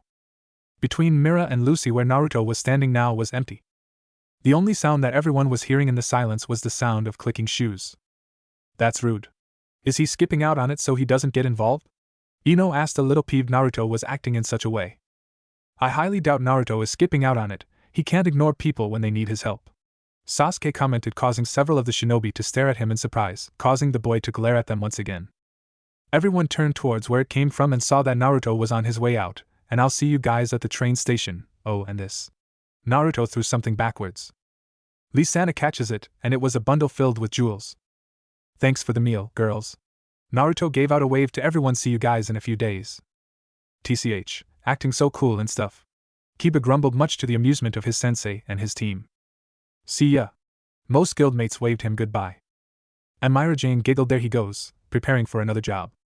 Wakaba smirked while puffing out smoke. That kid doesn't sit still, not even asked, and already prepares for the job. He really seems like the perfect friend someone could ask for, Lee-sana stated. Sasuke glanced at the girl and shifted uncomfortably at the thought of Naruto and bonds of friendship. Lucy couldn't help but raise her eyebrow and asks Happy, why is everyone talking so good about Naruto? Happy replies in his usual manner, because everyone knows that's Naruto's nature. He's always ready to help out a fellow guildmate. Yash, Naruto's flames of youth burn brightly no matter the situation, Lee screamed, before being yanked back into his seat by an embarrassed Tenten. That's true. Nab says, catching Lucy's attention, you can ask anyone in this guild, Naruto has helped people no matter what their problem is. Just like how he comforted Mikao's son when he was missing. That is Naruto. Mikao smiled at that alongside most of the other readers. Mikao smiled, he had to properly thank him for calming his son down and giving him hope. Sure, he did not rescue him, but he gave his son the comfort he needed. Kana chuckled, that's Naruto for you. She took a sip from her jug of beer, while a blush was lightened on her cheeks. Whatever it is, the big thing is that with Natsu, Gray and Erza joining up as a team, that would be the most powerful team, but with Naruto joining in it, is the most powerful team this guild might have. Oh, that's right. Erza, Gray, Natsu, and Lucy already made a super strong team, now adding Naruto and it will be really powerful. Mary Jane commented while tapping her chin in thought. Happy flew up high and exclaimed, Hooray for Naruto! Hooray! Outside the guild hall, Naruto heard the cheering from his fellow guildmates. He couldn't stop smiling and gave it a thought. Glad I was brought here. That thought caused the shinobi to shift uncomfortably, and even a couple to gain worried looks. They all knew they could have treated Naruto much better than they did, and this story was helping to realize that perhaps there was truth to the saying, you don't know what you've got till it's gone. Next day, Magnolia Station. Can you explain me why have we decided to come here 3 hours earlier? Lucy groaned out loud. While everyone has already arrived, Naruto was the only one who hasn't arrived yet. She was holding her snowman celestial spirit who kept shaking. Kakashi began sweating as Tsunade and Sakura's glares seemed to narrow upon him. Happy was munching on his fish snack and explained, have you forgotten already? He has a habit in getting late and coming up with an excuse. Are all of you blondes this dumb? Kakashi, if Naruto gains your habits in our world, I will make it to where the only food you'll be eating is through a straw for the foreseeable future. Tsunade commented calmly, which somehow made it even more terrifying as her glare didn't match the tone of her voice at all. Lucy was ticked off. Don't start with that, cat. Natsu and Gray still played the friendly buddies part, while Erza sighed. Waiting for Naruto wasn't new for her, as she got used to it like most of the guild who worked with him. Happy flew up with the fish in his mouth, pointing at the hallway. There he is. Naruto was wearing his brown trousers, boots, a green flak jacket, a brown coat he was wearing over his jacket, and his bag for his travels. It's weird not seeing him wearing any orange, Sakura said to herself sadly. This story was starting to make her feel like she owed Naruto an apology. She honestly hated the idea of her surrogate brother not being on her team. The 3 years he had been gone had actually been drab without him around, but never seeing him again made her almost feel sick to her stomach. Sakura didn't realize that similar thoughts and feelings were running through the rest of the shinobi's minds as well. Hello guys, sorry for the waiting. I couldn't leave the place without enjoying a warm cup of ramen. That's more believable than you might think, Kakashi said. Lucy frowns. Why am I thinking you're lying? Because he is, silly. Haven't I told you it just a minute ago? Happy reminded her. Again Kakashi began to sweat as Sakura suddenly switched seating to be right beside her teacher, the pleasant smile on her face setting off alarms throughout his brain. Lucy fumed at the cat. Happy laughed at Lucy as she glared up at the flying cat. Erza smiled. Not a problem, Naruto. You're just in time. Lucy gave a deadpan stare to Erza for not even calling Naruto out, but the redhead simply shrugged her shoulders. It seemed they planned for Naruto's lateness, so what did it matter? Naruto, I smiled. Great, let's go. Wait. What about the baggage? Lucy said, pointing at the mountain of baggage that belonged to Erza. Allow me. Naruto stepped forwards and pulled out of his coat a scroll and opened it before laying it down, and then pulls up his sleeve. Oh ho, now you shall see everyone a sealing expert in the act, Jiraiya shouted. But Lord Jiraiya, that Naruto didn't really get training from you, right? So how is he good with seals? Choji asked. Oh, that's simple, the kid is a natural with sealing, he is an Uzumaki after all, Jiraiya said before Tsunade stomped on his foot and continued reading slightly louder, drawing confused glances from several but a suspicious look from Sasuke, Shikamaru, Sakura, and several of the wizards. Lucy watched what was written on the scroll. What language is that? I don't know, we asked the same thing. He just says it's a contract. Natsu Gray Erza Happy replied while observing Naruto's work. Lucy gave a dull stare to her friends, all of which simply shrugged at her. Lucy asked out of curiosity what kind of contract. He bit his nail and started to sign the middle part of the contract. Lucy was creeped out. Why did he sign it with his own blood? The wizards were all a little creeped out, especially when the shinobi explained that blood contracts for sealing and summoning was very common, causing them to be even more on guard around the shinobi. I don't know, he does that all the time, Natsu Gray Erza Happy replied. You guys should listen to yourself. Lucy's sweat dropped. What other me said? Lucy grumbled as the 4 persons in question simply shrugged their shoulders again. He started making a series of signs with his hands before slamming his hand into the middle part of the contract. Poof! The area around Naruto was filled with smoke. Cough cough, what was that? Lucy waved the smoke off, and when it cleared she was gasping like a fish. Where is all the baggage? The only thing left was the cart that transported it. That's amazing, Makarov commented. Do you think you could teach me? Erza asked, looking at the shinobi. Oh, I'm most certain. Jiraiya was cut off by another whack from Tsunade. Maybe, but our abilities don't use the same energy as yours, so it might have to be adjusted or it might not work at all. In here. Naruto showed the scroll that was small and tossed it to Erza, who catches it. Thanks, Naruto. But. Naruto waved his hand. I'll explain it after Erza explained the job we're about to do. He turned to the 2 others and? You guys have anything to say? Yes, Erza. Natsu got her attention. I'll come with you, but only under one condition. Moron. Gray groaned. All Natsu shot at him was a heated glare, though he really wished it was a ball of actual fire instead. With Erza looming over his shoulder, though, he reined it in. Gray immediately responded, shut up. Gray threw up his hands as if to sarcastically say thank you to his other. Oh? What is it? Natsu held his fist with a grin. I want a rematch when we get back to Fairy Tail. What's wrong with you? You've got some kind of death wish? Gray said behind Natsu. Gray shot a smug look at Natsu, who only glared back. The rest of the guild and most of the shinobi chuckled at their interactions. Natsu ignored the others. I've become a lot stronger since the last time. This time will be way different. 'Cause I'm gonna beat you. Naruto smiled at Natsu's determination. He reminded him a lot of himself. Full with spirit, and never giving up. I can see it, Sakura said with a chuckle. Natsu is really exactly how I imagine any child you and Naruto would have, Sakura, Kiba said before the pinkette introduced him to the floor. Erza was silent for a moment before giving her response. Yes, I can tell you've been improved. As to well if you can beat me. I suppose we have to see. She faces up. I accept your challenge. Oh yeah. Natsu yells into the sky. I'm fired up. Everybody started to enter the train as it was set to leave with almost everyone in it. Naruto was the last to board the train but then sensed something. He looked around and saw nobody was there. The readers tensed at that. He still sensed something nearby and decided to reach for something in his coat. Shinobi. Shikamaru grunted. But what village? Not to mention, are they after Naruto because of his connection to Konoha or for another reason? Kakashi said. Hey Naruto. Happy landed on his head. Come on, we've found a seat. Naruto stopped reaching for his coat and said okay, let's go. He boarded the train as it started leaving the train station. In the steam of the train that just left, a figure stepped out of the steam. It was a masked man with armor plates covering his body from top to bottom, and he had a tattoo that was noticeable on his arm. The mark of the Hidden Leaf Village. I was afraid of that. Tsunade sighed. Chapter 3. With a go-ahead from the two spirits among them, Erza flipped to the third chapter, and the group ready to read. Several were nervous, especially among the shinobi. With the hunter Nin there, Naruto was in danger, serious danger, and the readers were unsure of what was to come should Naruto be confronted by a former comrade of the Leaf. The train was making its way through the vast landscape as it was going to its next stop. With on it, members of the fairy tale guild that was on a quest. You know, we saw some of those being used in our world too. It looks like it's more common in Fiori though. Kakashi commented. They look pretty useful.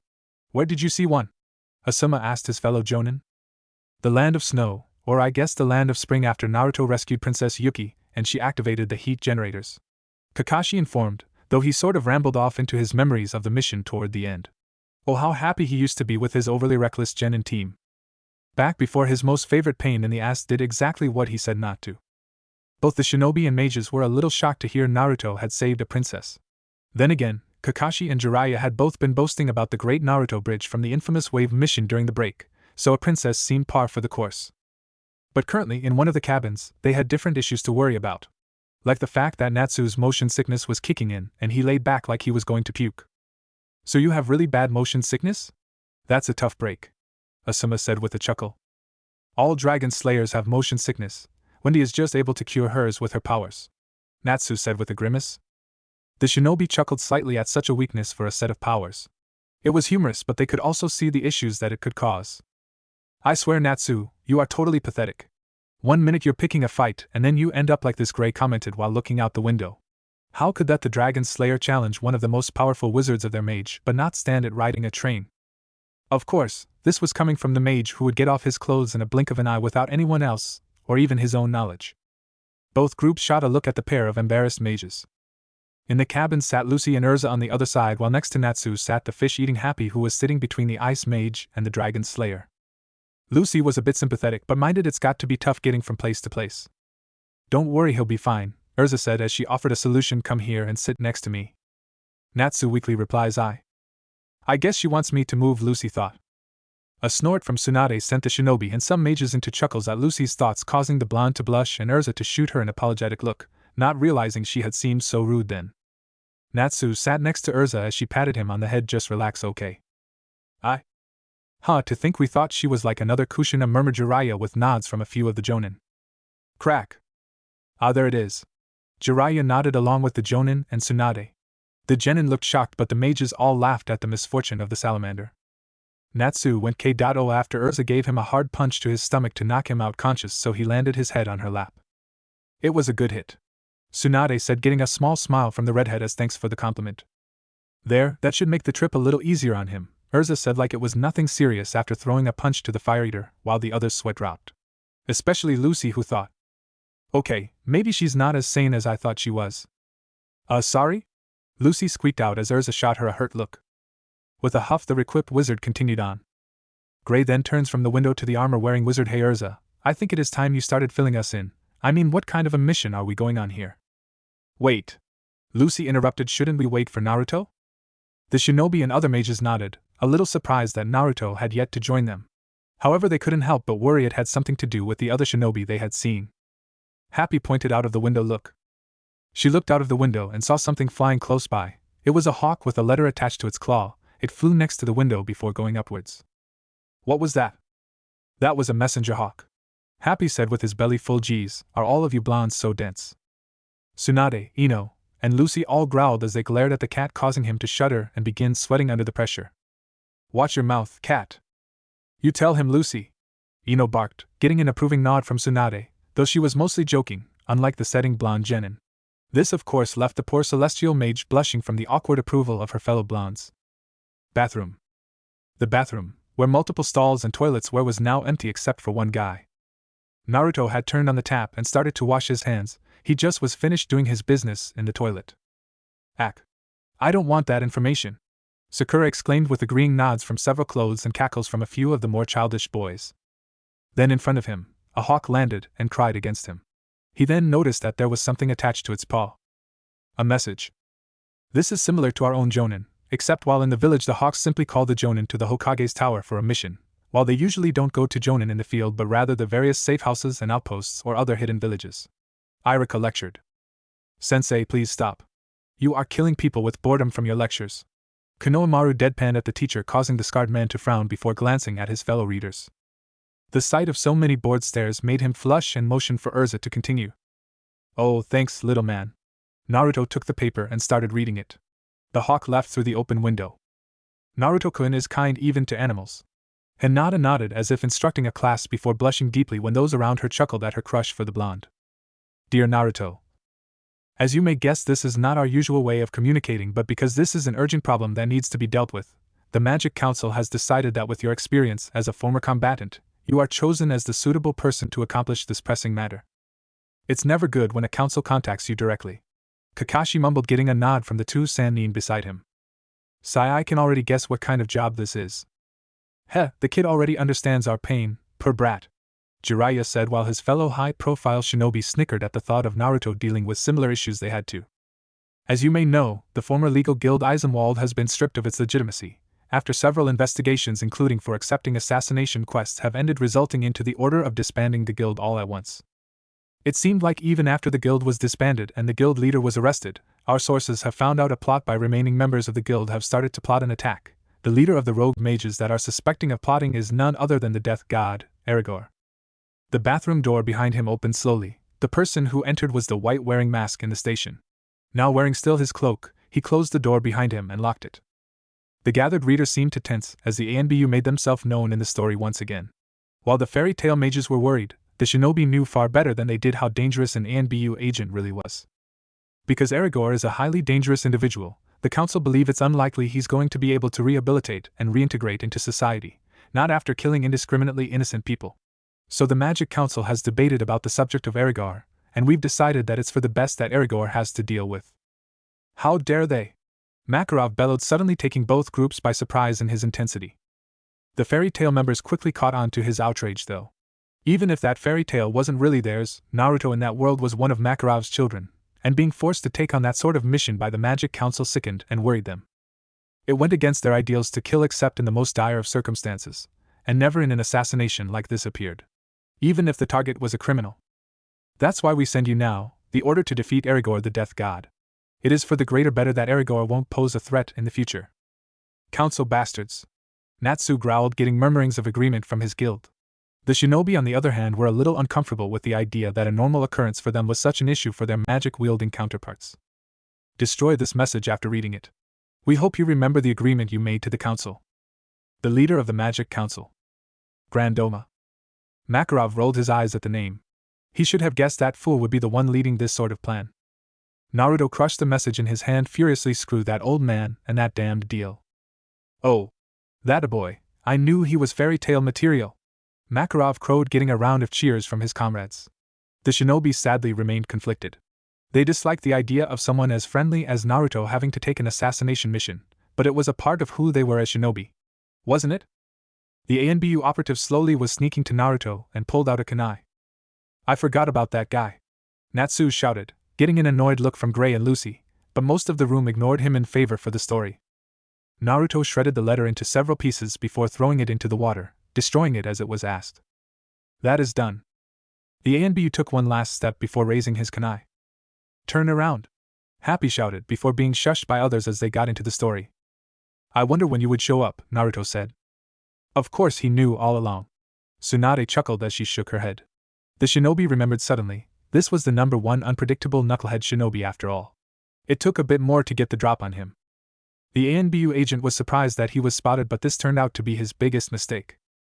Let's get this over with. Naruto pulled out a kunai from under his sleeve and tried to lay a hit on the masked agent, who in response blocked it. Clang! Kick his ass, Naruto! Natsu shouted. The fairy tale mages agreed, and the shinobi did as well, though they felt a sliver of guilt being as it was a fellow Konoha shinobi he was fighting. Onaba Station. Well, we're here, Gray said, exiting the train. As last, you think the Eisenwald guys are still going to be in this town? What? No! Go back to the fight! Natsu shouted before a swift crack to the stomach dropped him like a sack of potatoes. Now, does anyone else have something to say, or can I continue reading? Erza asked calmly to the group, scanning for any raised hands or possible interruptions. Dear Kami, she really is like a mix of Kushina and Tsunade. We might die here, Kakashi, Jiraiya whispered to his grand student, while both shook slightly in fear. I have no idea, that's what we're here to find out. Erza replies as she was carrying the scroll filled with her baggage. I must say, I need Naruto to teach me that technique. Where is Naruto? Lucy said before realizing something else. As a matter of fact, where is Natsu? Still on the train, Happy said while waving off the departing train. And there it goes. Lucy dropped her luggage and stared with her mouth open at the train, while Erza started blaming herself in an exaggerating way, and Gray, while not taking his clothes off, he did bring up something. These fairy tale mages sure are a stand lot, whispered Kiba to Shino. I fear we have little room to argue that point. Why? It is because most of our shinobi are just as eccentric, Shino said while pointing at the green spandex-clad duo. Kiba could only sweat drop, realizing his friend was right. That's strange. Gray puts his hand beneath his chin. Natsu, of course, didn't get out of the train because he's an idiot, but I don't see a reason why Naruto stayed behind. With Naruto. Naruto was leaning his back against the sink where he earlier was washing his hand. He was holding onto the mask of the ANBU agent he had defeated. No, we missed it. Natsu and Konohamaru groaned. The younger Sarutobi always was ready to see his boss kick ass. He stared at the mask. I wish we would have met in a different situation. The blonde ex-shinobi turns to where the ANBU agent was. So polite even to his opponents, Mira pointed out with a smile. He was laying on the ground, against the wall with his hands tied up from behind to the urinary. Ugh, I hope that bathroom was clean. Several of the readers grimaced at the thought. You know, this isn't the first time I've been tracked down by the ANBU Black Ops. Yet he is still free? Naruto is definitely powerful there, Jiraiya commented. The masked agent didn't respond. Probably because Naruto KO'd him. It was a man in his 20s, he was just a regular leaf shinobi. Naruto didn't know. He walked up to the man, and placed the mask back on him, and patted his head. Hopefully the hit I gave you in the back of your head will cause your memory loss because you're going straight back home, Naruto said to the unconscious agent, while taking a few steps backward. He is so carefree about the situation. This must happen far too often, Lucy said. She wasn't too off-put, honestly. He seemed to have a very similar mindset to her fellow guild members. Naruto felt something drip off his head and felt it was the blood dripping off his head. He did get a cut from the guy, but nothing serious. Wendy narrowed her eyes at the cut. She disliked seeing even small injuries she couldn't help with. Such a kind girl. He used his thumb to whip a little bit, and went through a series of hand signs. Summoning jutsu. Poof! A small puff of smoke, and there in front of him stood a small toad who had red skin and stripes and yellowish eyes. This was one of the gourd toads who had a shell on his mouth used for sealing. Wait, if he still has his summons, doesn't that mean he could easily be in contact with Jiraiya-sama and technically Konoha? Sakura asked. The others turned to the Sannin, who simply grinned and nodded his head. Hey little man, I need this man to be brought to Konoha. Tell Pervy Sage that it's me, alright? Even when he is being targeted by them, he is still loyal to the village. Hinata whispered sadly, but the others could still hear her. Makarov was annoyed at this Leaf Village. It seemed that Naruto might not be in the same position as the one in the story, but he could tell the boy still deserved to be better treated. He looked forward to meeting him whenever their hosts would bring him. Several of the more mature wizards of his guild silently felt the same way. The toad only nodded in compliance. Good. Because this dude got me missing my stop. Naruto went over to the door, and before leaving, thanks. Also, Naruto pulls out a small piece of paper and handed it over to the toad. Can you deliver this to Mary Jane? The bartender with the white hair? Oh, to me? Mira asked, surprised. The toad nodded again. He opened the door and went back to pick up his stuff. The gourd toad began to ready up for transporting the unconscious ninja. Such useful little helpers, Levi said, a little jealous. She couldn't help but imagine having little helpers like Naruto's toads. With Natsu on the train. A man with a pineapple-looking hair in a white-colored suit was walking through the wagons and saw something interesting, a sick mage with pink hair and the most notable mark on his arm, the Fairy Tale Guild mark. Well, look at here, it's a fairy tale wizard. The person leaned his arm against one of the seats and asked a question in a friendly way. How's the guild treating you these days? Is it worth sticking around? Oh, it's like an evil twin of Shikamaru who isn't lazy, Ino said with a smirk, causing the boy next to her to roll his eyes. Don't compare me to such a troublesome guy like that, you bothersome woman, Shika remarked while feigning a nap. Ino giggled at his reply but still couldn't forget the similarities between the man and Shikamaru. What? Natsu received a kick in the face by the person. Don't act all high and mighty because you're in a legal guild, Mr. Fairy. The guy smeared. You guys just blindly follow the magic council. Do you know what we think of you? Harmless little flies. How rude, Lisana said. Excuse me? Enter the ever-youthful Naruto-kun to defend his comrade. Lee spouted off, getting some smiles and light cheers from their group. The guy turned around and received a punch in the face and was sent flying to the other side of the wagon. What a greeting. Erza chuckled along with the rest of the readers. The guy rubbed his head and looked who hit him. It was Naruto standing there with his arms crossed and facing him. You must be Naruto Uzumaki, another fairy bug. I don't see how they can look down the nose at your guild if it's known that you are a powerful one, Ino pointed out with a confused look at the man's attitude. It's because of their guild's twisted ideology. They considered any guild that was still legal as weaker or worth less for not taking the kinds of jobs that their guild preferred, such as hit jobs. Mira explained with a few supporting nods from her fellow guild members. And you must be Kageyama, you're a member of Eisenwald. Kageyama smirked as he stood back up. Yes, I am. May I know why you know my name? Shinobi, duh. Kiba barked out, getting puffed up chest from his comrades. I know of you because you resemble a friend of mine, had a ponytail just like you and almost the same face. The thing is, you are different of him is your personality. Hee Shika, do you think that maybe Ino started to tease her teammate? Don't finish that sentence, you troublesome woman, Shika grumbled, getting several laughs. Oh yeah? Kageyama smiled. What's so different? This ought to be good, Asuma said with a laugh, ignoring the betrayed glare Shikamaru shot his way. While he's most of the time a lazy, sleeping and saying everything was a drag, he was a smart guy. What are you trying to say? Well, you are complete the opposite. You're reckless, picks fights and full of energy, but before Naruto could end his sentence he had to jump, avoiding the shadows that were going to hit him. He is like your evil twin, Ino sputtered out while trying to stop her laughter. Naruto landed a few feet back and saw the shadow surrounding him. Guess I hit a nerve. But that's for another time. Where's Erigor? Why should I tell you? Because he's wanted by the Magic Council, that's why. Let's see about that, you miserable fairy, Kageyama said before focusing the shadows around his fist and running up towards him while yelling shadow. Fist. Shikamaru grumbled about stupid magic copycats making stupid attacks with their shadows. This just got mocking smiles from his friends, causing him to grimace. Naruto grabbed for his kunai and infused his chakra in it and said fool. Natsu meanwhile was just watching while also trying to not puke. As usual, you are useless, Grey mocked, getting the pink-haired boy to literally roar fire before trying to pounce on the ice user. Key term being trying as Erza caught him and smashed the boys' heads together before depositing them back into their seats. Boom! With the sudden addition of more action, Natsu was suddenly fine and paying attention again, getting a head shake from Lucy, who was simply too used to his antics. The people at the previous station heard the explosion and saw that one of the wagons was damaged. Among them were the Fairy Tale Guildmates. What was that? Lucy questioned. That is where Natsu is. As if. Gray scoffed, getting a glare from Natsu, but an even more forceful one from the red-headed knight. That's enough, Gray, she said, simply causing him to nod frantically and turn away. The rest of the gathered readers chuckled at the tight leash Erza kept the boys on, with Tsunade and Sakura nodding their approval at Erza's handling of the boys. It couldn't be him because the train is moving, Gray commented. It must be Naruto. Whatever it is, we need to move, Erza clearly stated as she saw a magic mobile and smirked. I got an idea. I got a bad feeling about this, Lucy said, slightly shaken. Happy flew up, let's go. In the train. Kageyama was on the ground, covered in some bruises as he just was knocked back by Naruto, who was still standing. Damn it, lucky shot. He groaned slightly and felt that something was missing out of his chest. Crap.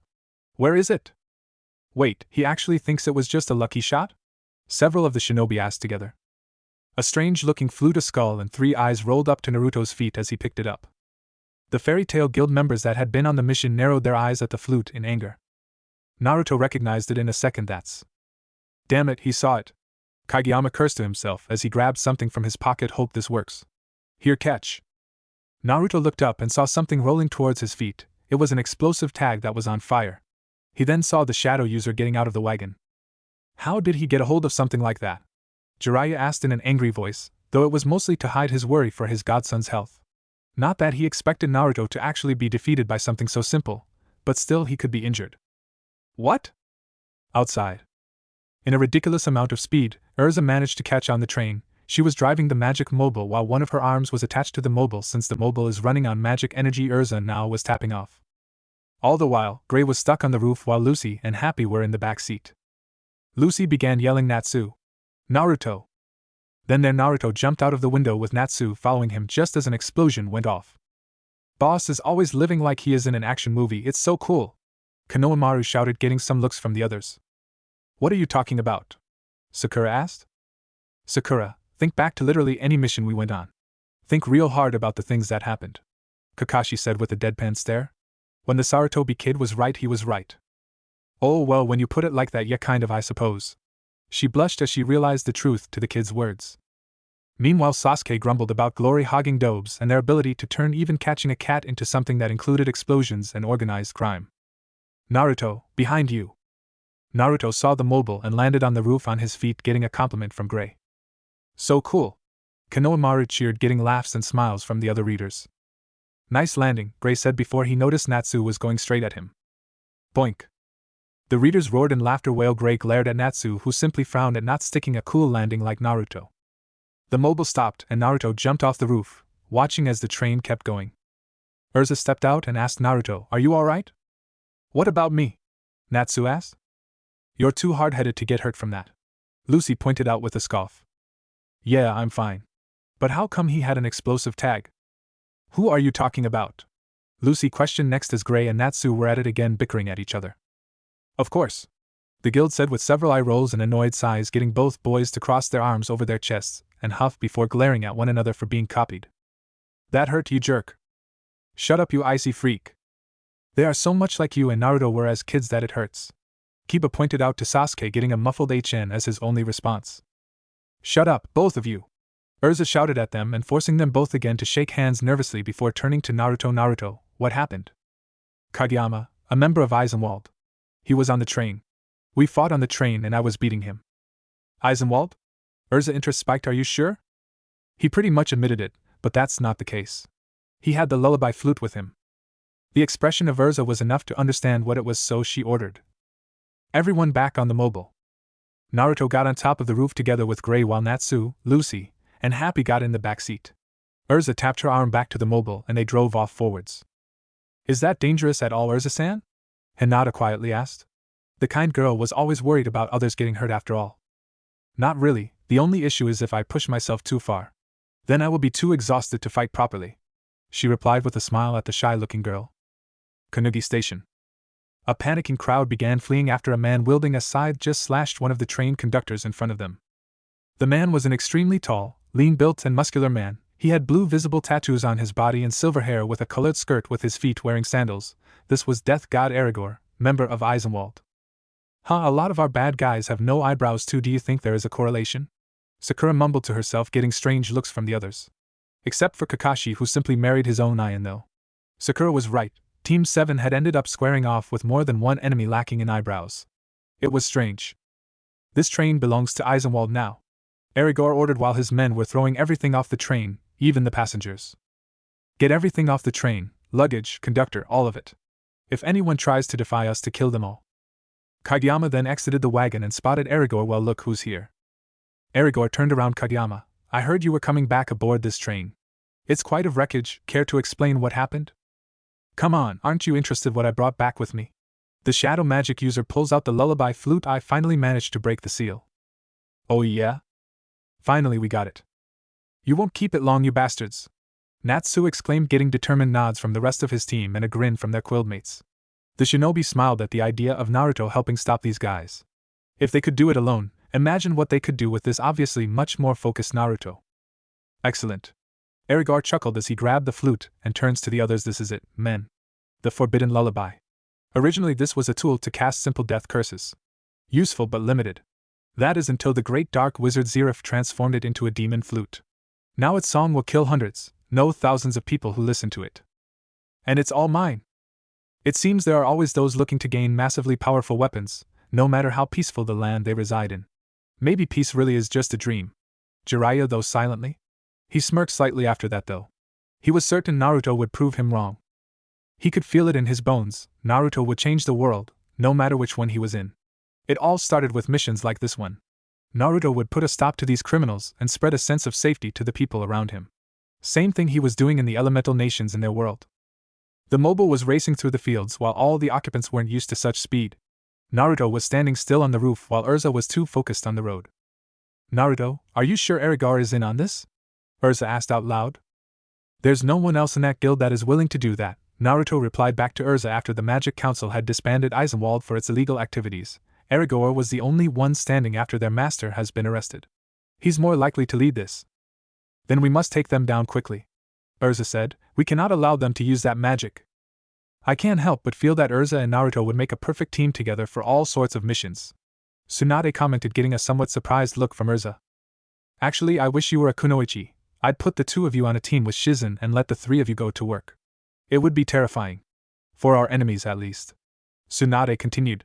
Shizen hummed at the thought, and even Kakashi and Jiraiya nodded in agreement, getting an intrigued look from the Fairy Queen. Then again, after initially nodding, both Kakashi and Jiraiya froze up at the thought of Naruto, who was like a blonde Kushina, and Erza, who was like a mixture of Kushina and Tsunade, being on a team. They doubted Shizen, who wrangled Tsunade daily into doing her job and limited the damage she could do, could properly control the two of them. Just slow down, will ya?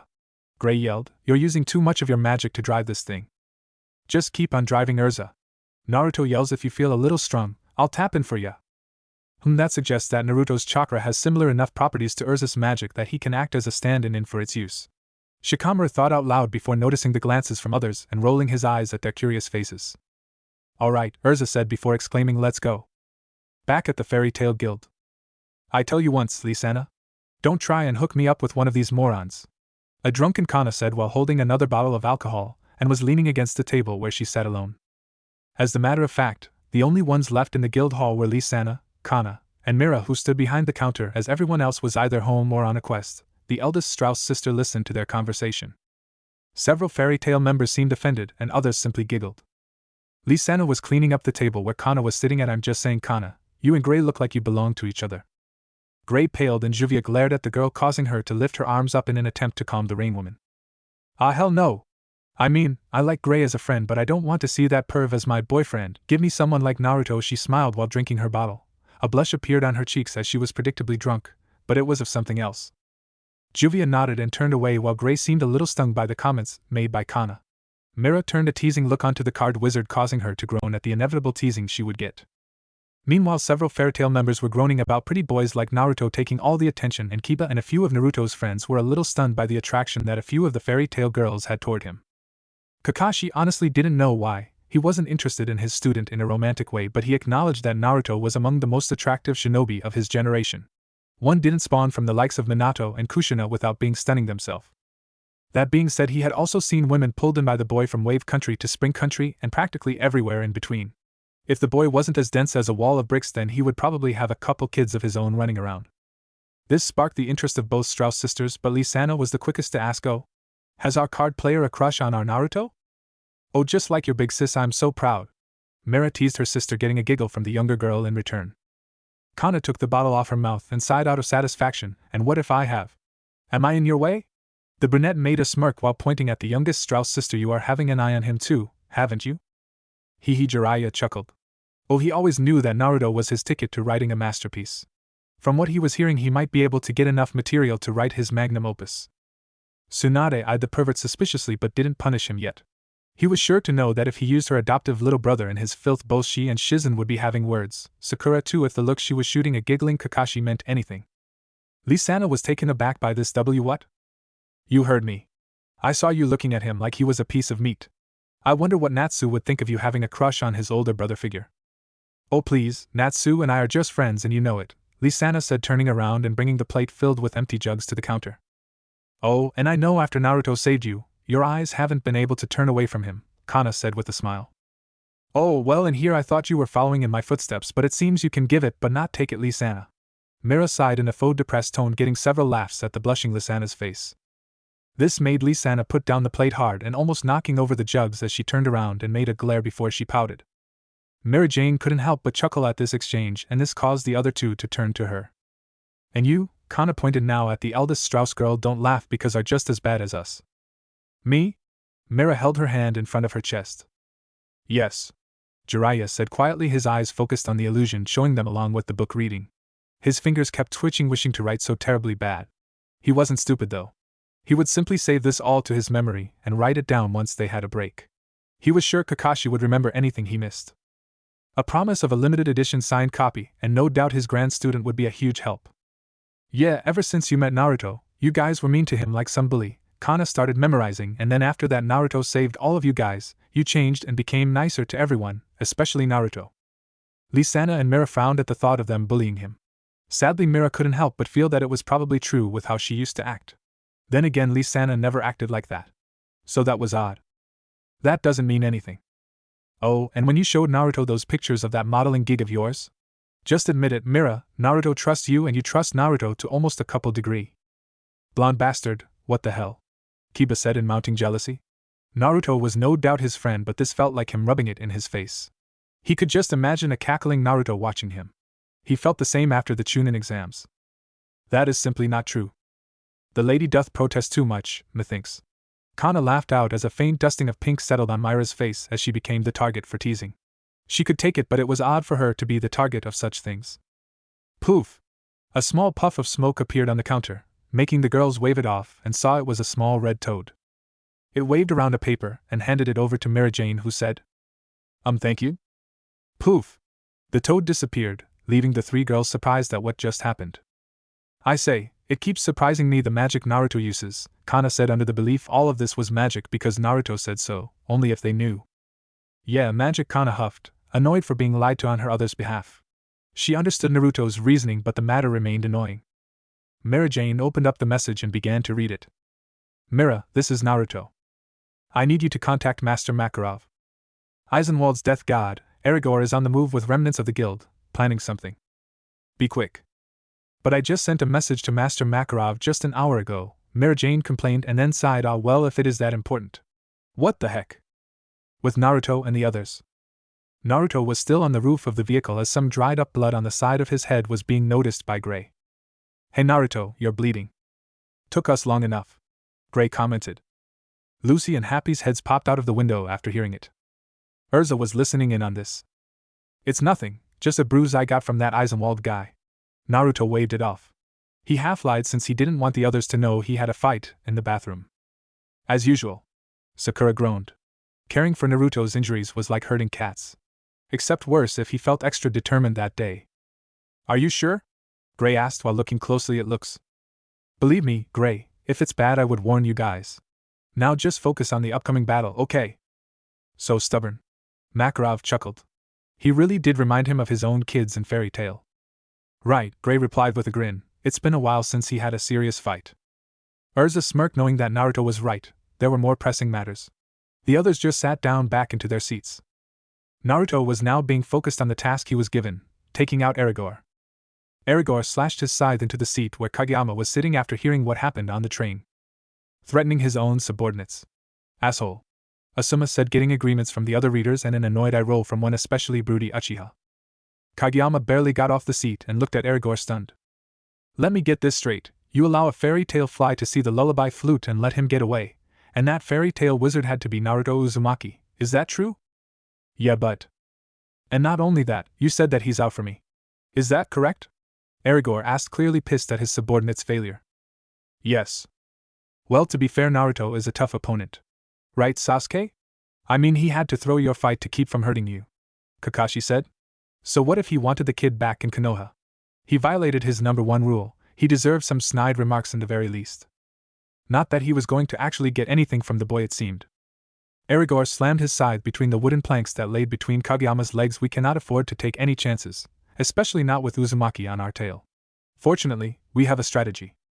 Kageyama smirked. You mean about that next station? I don't like the sound of that, Choji said as the readers narrowed their eyes. You shouldn't. Lucy agreed. She and her team knew what the man was planning, as he had done it in their world. Erza nodded yes. He turns to the others. It's possible that Uzumaki has some fellow of his flies with him, so take care of them in any given chance. All right? Yes, sir. And for Uzumaki, Erza made an evil smile. I'll handle him. I always wanted to fight that kid. Good luck with that wind, boy. Wind is Naruto's natural affinity, and he is far more powerful than a Shinigami cosplayer. Jiraiya stated with humor, getting chuckles from everyone else. Sir? This could be interesting, Erza smirked. All the while everyone was focused on him, they didn't notice something on the flute. Like the fact, it was glowing a purple light in its eyes, all three of them. Damn creepy flute. All the members on the fairy tale team involved with the mission muttered. So who is reading next? Erza asked. Jiraiya, you read? Tsunade commanded. Well, I would, but Jiraiya began only to be impacted in the face with the book. I didn't ask you. I told you, she said with an annoyed expression. Jiraiya scowled briefly at Tsunade before sighing at the small smirk she shot his way. It was impossible for him to stay angry at the woman for any amount of time. With a quick flip, he turned to the 4th chapter of the story and began reading. Konogi Station. Parked near a cliff, the fairy tale mages saw what damage was already left by the Eisenwald dark mages. By the looks of it, most of the wagons, including one damaged, were left on the rails, while the station was filled with the train's passengers that were left stranded and were denied entrance into the station by the Fiori military that had arrived. I don't get it. I can understand stealing a car or a boat, but why would you hijack a train? Lucy wondered while looking through the window with Happy. It doesn't make sense if they wanted a good getaway, since they could only follow the tracks. That is a good point, however I have a feeling that a getaway is the last thing on their mind. Kakashi pointed out, getting grim agreement from his fellow readers. Yes, that's true, but they are quite fast. Erza agreed. Lucy then brought up, then why did Naruto go down there if we just have to follow the tracks? This time Gray in his shorts explained, because it's better to know what we're heading into instead of walking towards a trap. Naruto knows some in the military, so it should be quick. Naruto really seems well connected. He seems to be important to a lot of organizations if he works so closely with both the council and the military. Sakura commented. She wasn't overly surprised after thinking back to some of the missions on Team 7. Really, Naruto had proven how well he made ties with others. Gray, your clothes. Gray looked down, huh? Then a shadow jumped up and was in the sky for a moment. Happy knew who it was. Naruto is back. Konoha shinobi are kind of well known for acrobatics. Comes with the forest territory, I think. Asuma said, getting understanding nods from the mages. Yeah, all shinobi are acrobatic, but we typically use mostly rooftops and trees for movement in battle.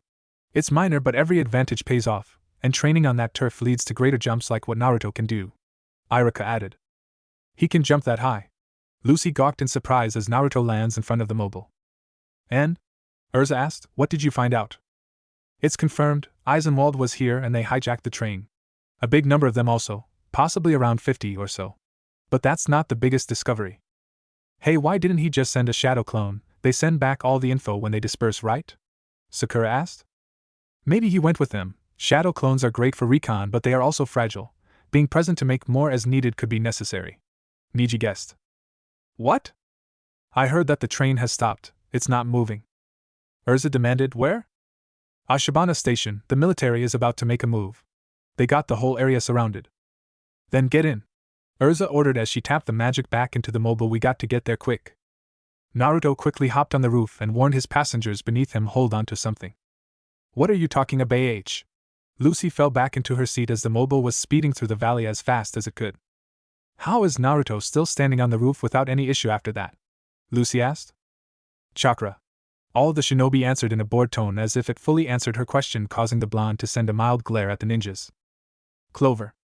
In this small peaceful town, a conference was being held for guild masters all over the Fiori Kingdom. Sure, not all guild masters were present, but a large amount of them did come here to have a good time. Wait, I thought those conferences were important meetings about serious issues. Lucy shouted out. Oh, they are, but a big part of the conference is for all of us masters to meet up for old time's sake and compare how things are running in our guilds and just keep close bonds. Makarov explained, getting the few wizards who felt like Makarov was using them as an excuse to be lazy and drink to sit down. They also give the guild masters a chance to unwind away from their guild. No matter how much a master loves their guild, sometimes they need a break. Mavis pointed out, getting a few of the guild members to reluctantly agree, still feeling that Makarov was using it as an excuse to get out of work. Tsunade hummed and thought at the idea before a faint glare from Shizen caused her to roll her eyes. Really, the girl could let her off the hook from time to time, right? Well, one tried but now was twitching on the table and not moving for a good hour. Who was it? It was Master Makarov, and what made him do this? He just found out 3 of Fairy Tail's most destructive mages became a team and went on a mission. I thought I was having a legitimate heart attack for a moment. The old wizard somberly pointed out, getting huffs of indignation from the aforementioned team. Ah, Makarov muttered. Geez, Makey, you look like you just saw a ghost. Don't be silly, it isn't that bad, said a fellow guild master named Bob. Bob was a bald elderly man who was wearing an interesting line of clothing. He is seen wearing a purple spaghetti strap shirt accessorized by a gold and fuchsia hoop necklace, and a vertical striped pink and purple shorts, and to finish it he also wore red lipstick and blush on each cheek and had actual wings that could help him fly. And to add the fact, yes, Bob is a man. That's interesting choices in an outfit, Karinai tried to say politely. It's horrendous, Ino flatly said. Makarov jumped back up and steam came out of his ears. Can't you see what I'm dealing with here? Natsu, Gray, and Erza are 3 wrecking balls who cause more damage than anyone else in the guild. Yeah, I guess you're right, another guild master said, seeing what Makarov meant by. His name is Goldmine, guild master of Quattro Cerberus. He's a slim man of average height and has a mildly squared face with wrinkles what were noticeable on his forehead, the sides of his mouth, and below his eyes. He also wearing dark sunglasses and wearing a simply plain t-shirt and a pair of pants. He also wore a very recognizable hat that resembles the witches in fantasy stories. Makarov sighed, putting his hands on his head to ease the headache he had. Oh, how am I going to deal with this? Are they really that bad? Tsunade asked. Worse, several members of the guild said, getting shouts from the trio of wrecking balls and a giggle from Mira. Then a letter dropped out of the air and landed on Makarov's head. He looked up and saw the small bird flying out the window, not even saying anything. He took the letter of his head and saw that it was from Mira again, but this time in writing. He opened the envelope and took out the letter. Reading it, his expression changed from pain to seriousness. So that is why. Excuse me, Maki, Bob excused as he was curious what is in there. Makarov looked up and sighs. That damn council. I knew this day would come.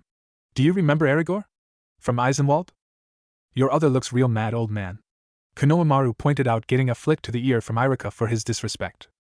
I am sure he is for the council doing what they did with Naruto, Makarov said with a chuckle. He loved kids no matter how annoying they were, and this Kono seemed to be the underling of some kind to Naruto. So he was probably a great kid himself. Goldmine nods. Yeah, I know about him. That guild is banned now for a year now for accepting assassination missions. Why? Because I believe that's the mission those brats are at right now. Makarov said to them, looking down. The letter here says that they are chasing down members of Eisenwald and Naruto suspects that they are planning something. Naruto, you say? Then it must be serious, Goldmine said, holding his chin. He has so much respect from so many high-ranking people. Naruto-kun is really showing how brightly his flames of youth burn in fury, Lee shouted with Guy cheering beside him. Naruboy is in on it? Oh boy, Bob grabbed his face and giggled. That boy is something. Suddenly not as jealous of Naruto attracting so much attention. Several men, including Kiba, thought all at once. Makarov was in deep thought. Something like Aragorn isn't someone to be messed with, due him not being afraid of shedding blood. There's only one reason why Naruto would ask Mary Jane to warn me about it. Makarov took a deep breath and pinched the side of the letter slightly. Of course, the Magic Council. Hey Makarov, Goldmine asked his old friend, you alright? I'm fine, but I just got a reason to hate the old bats of the council even more. If it helps at all, I don't think Naruto will go through with killing him unless he absolutely has to. As shinobi, it's expected to kill for us, but Naruto has always done things his own way, and while he loves to fight, he hates killing. Kakashi said, getting nods from the other shinobi and small smiles from the Fairy Tail Guild. Line break. The mobile Erza was driving was going fast while taking quick turns, causing bystanders to react fast before they could get hit. Naruto was still on the rooftop with Gray holding next to him, while Lucy and Happy were sitting in the back passenger seat, and Natsu was still lying on the ground with his motion sickness kicking in. Erza, you should slow down. We're going to run out of magic before we even get there, Gray yelled to her as he was clinching on the roof. While I understand your concern, Gray, if we don't arrive soon, innocents could be killed by Lullaby, Erza answered with a determined look likely shared with her story counterpart. Yeah, maybe, but if you had used up too much magic, you would be a liability when fighting Eisenwald, and that could lead to even more innocent people being hurt as well as you, Gray said, getting a slow and reluctant nod from the redhead. There's no saying how many innocent people could die if Lullaby's song is played. I can't stop, we have to stop Eisenwald before it's too late, Erza argued as she was focused on the road. She was right, with a crook like Aragorn you couldn't imagine what he would do. But at this rate, Gray started but felt a hand on his shoulder and turned to Naruto. Erza's right, we can't afford to lose any more time, Gray, Naruto said without turning away from the road he killed once, so he won't hesitate next time. Gray remembered what Naruto said was right and stopped speaking, while from the window, Lucy saw them talking and saw that Naruto's way of thinking was rather odd. Happy blinked his eyes and started to ponder. I feel like there's something you need to know, Lucy. The readers leaned forward to hear what Happy had to say. Perhaps more background on this other Naruto. Oh, what is it? I don't remember, Happy said, causing Lucy to sweat drop. The entire group groaned in annoyance at the cat while Happy laughed at the situation. From up the roof, Naruto could see a big cloud of smoke reaching the sky and saw it was coming from the big building in the middle of town. What's that up ahead? That's trouble for sure, Naruto said, focused on the smoke. Ashibana Station. Outside the station, a large crowd that surrounded the entrance of the station, and between the station and the crowd, workers of the train station, trying to keep the order of things like the military, already entered the building to clear out the rogue mages. Please stand back. The conductor pleaded as he spoke through a megaphone. The station is closed. Naruto and Erza were the first to walk up front with the others following them.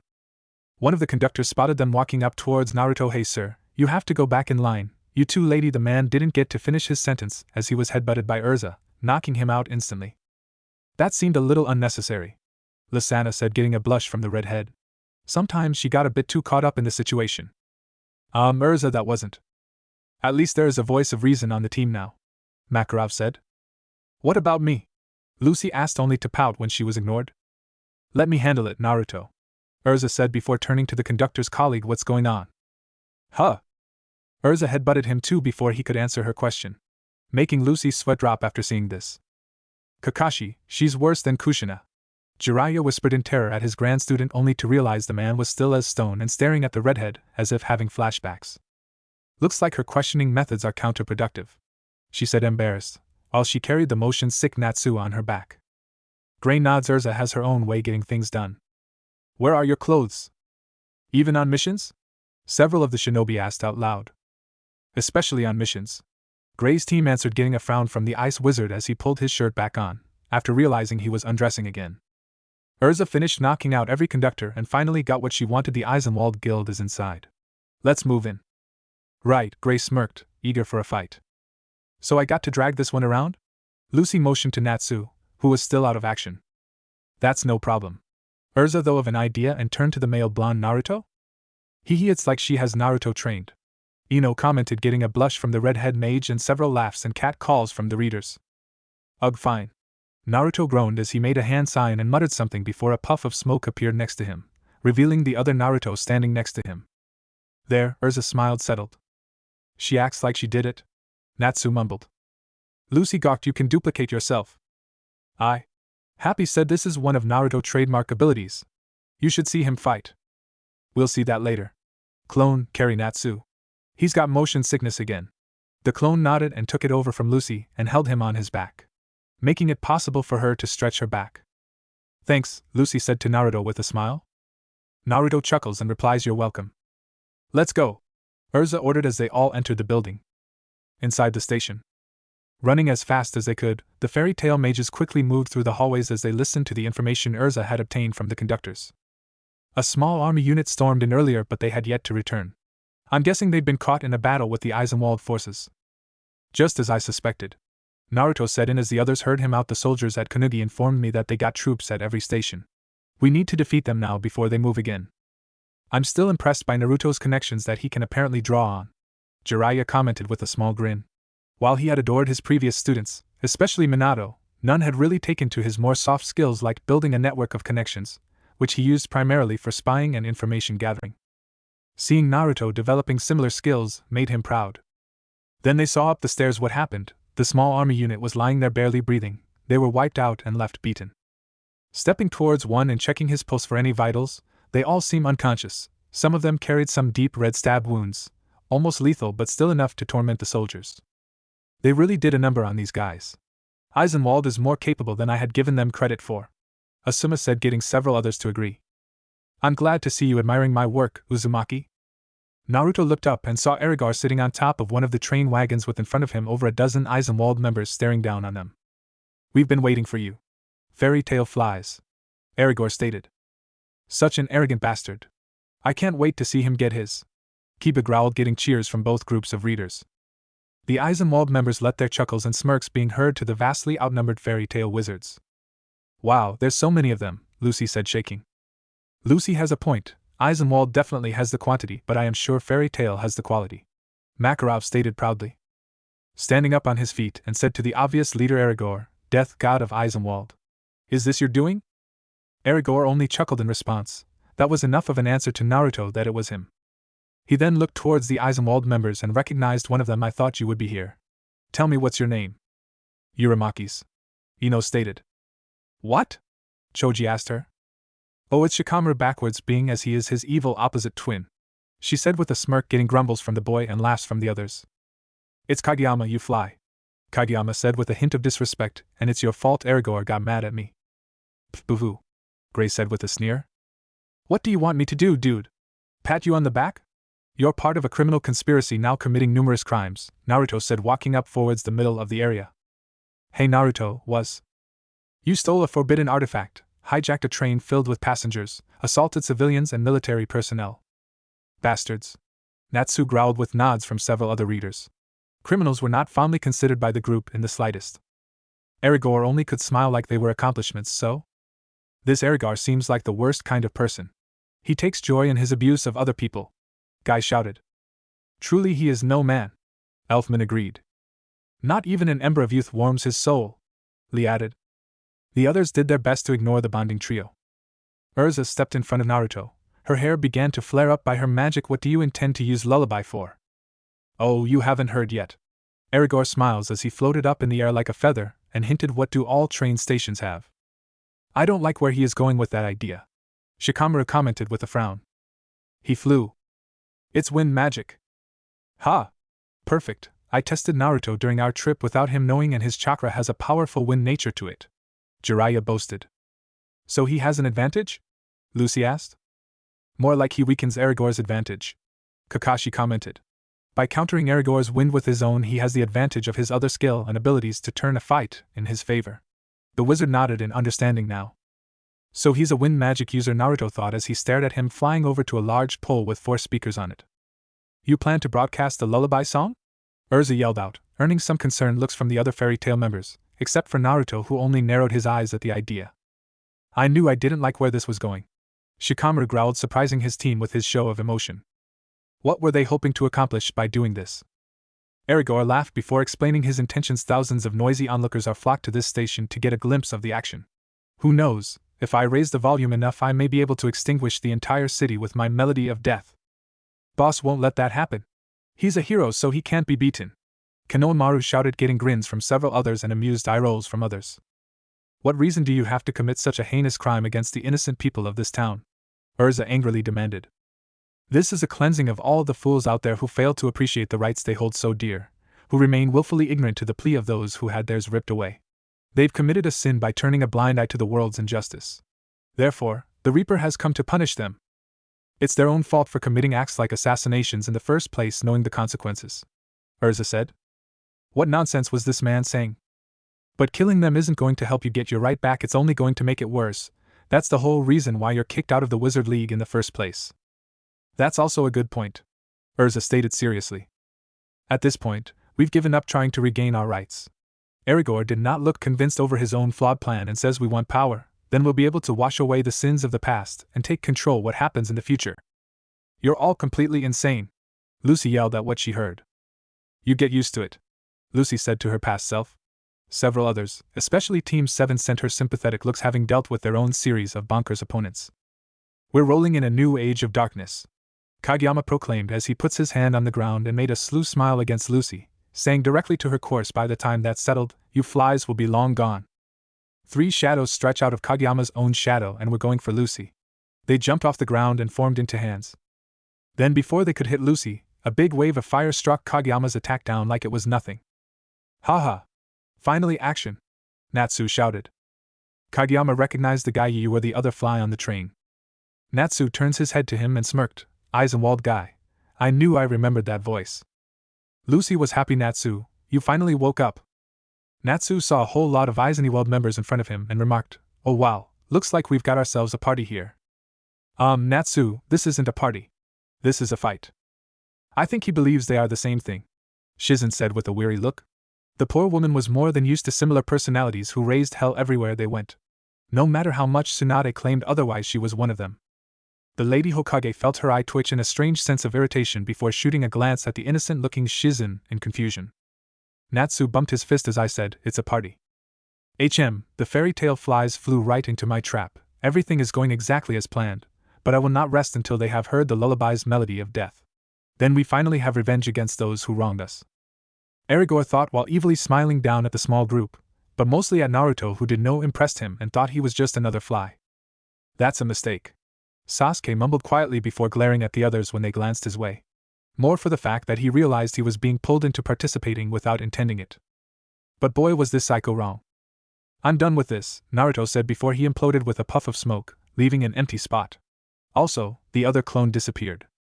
"Did he just leave?" Kana asked in shock. "You take that back, boss doesn't run from anything.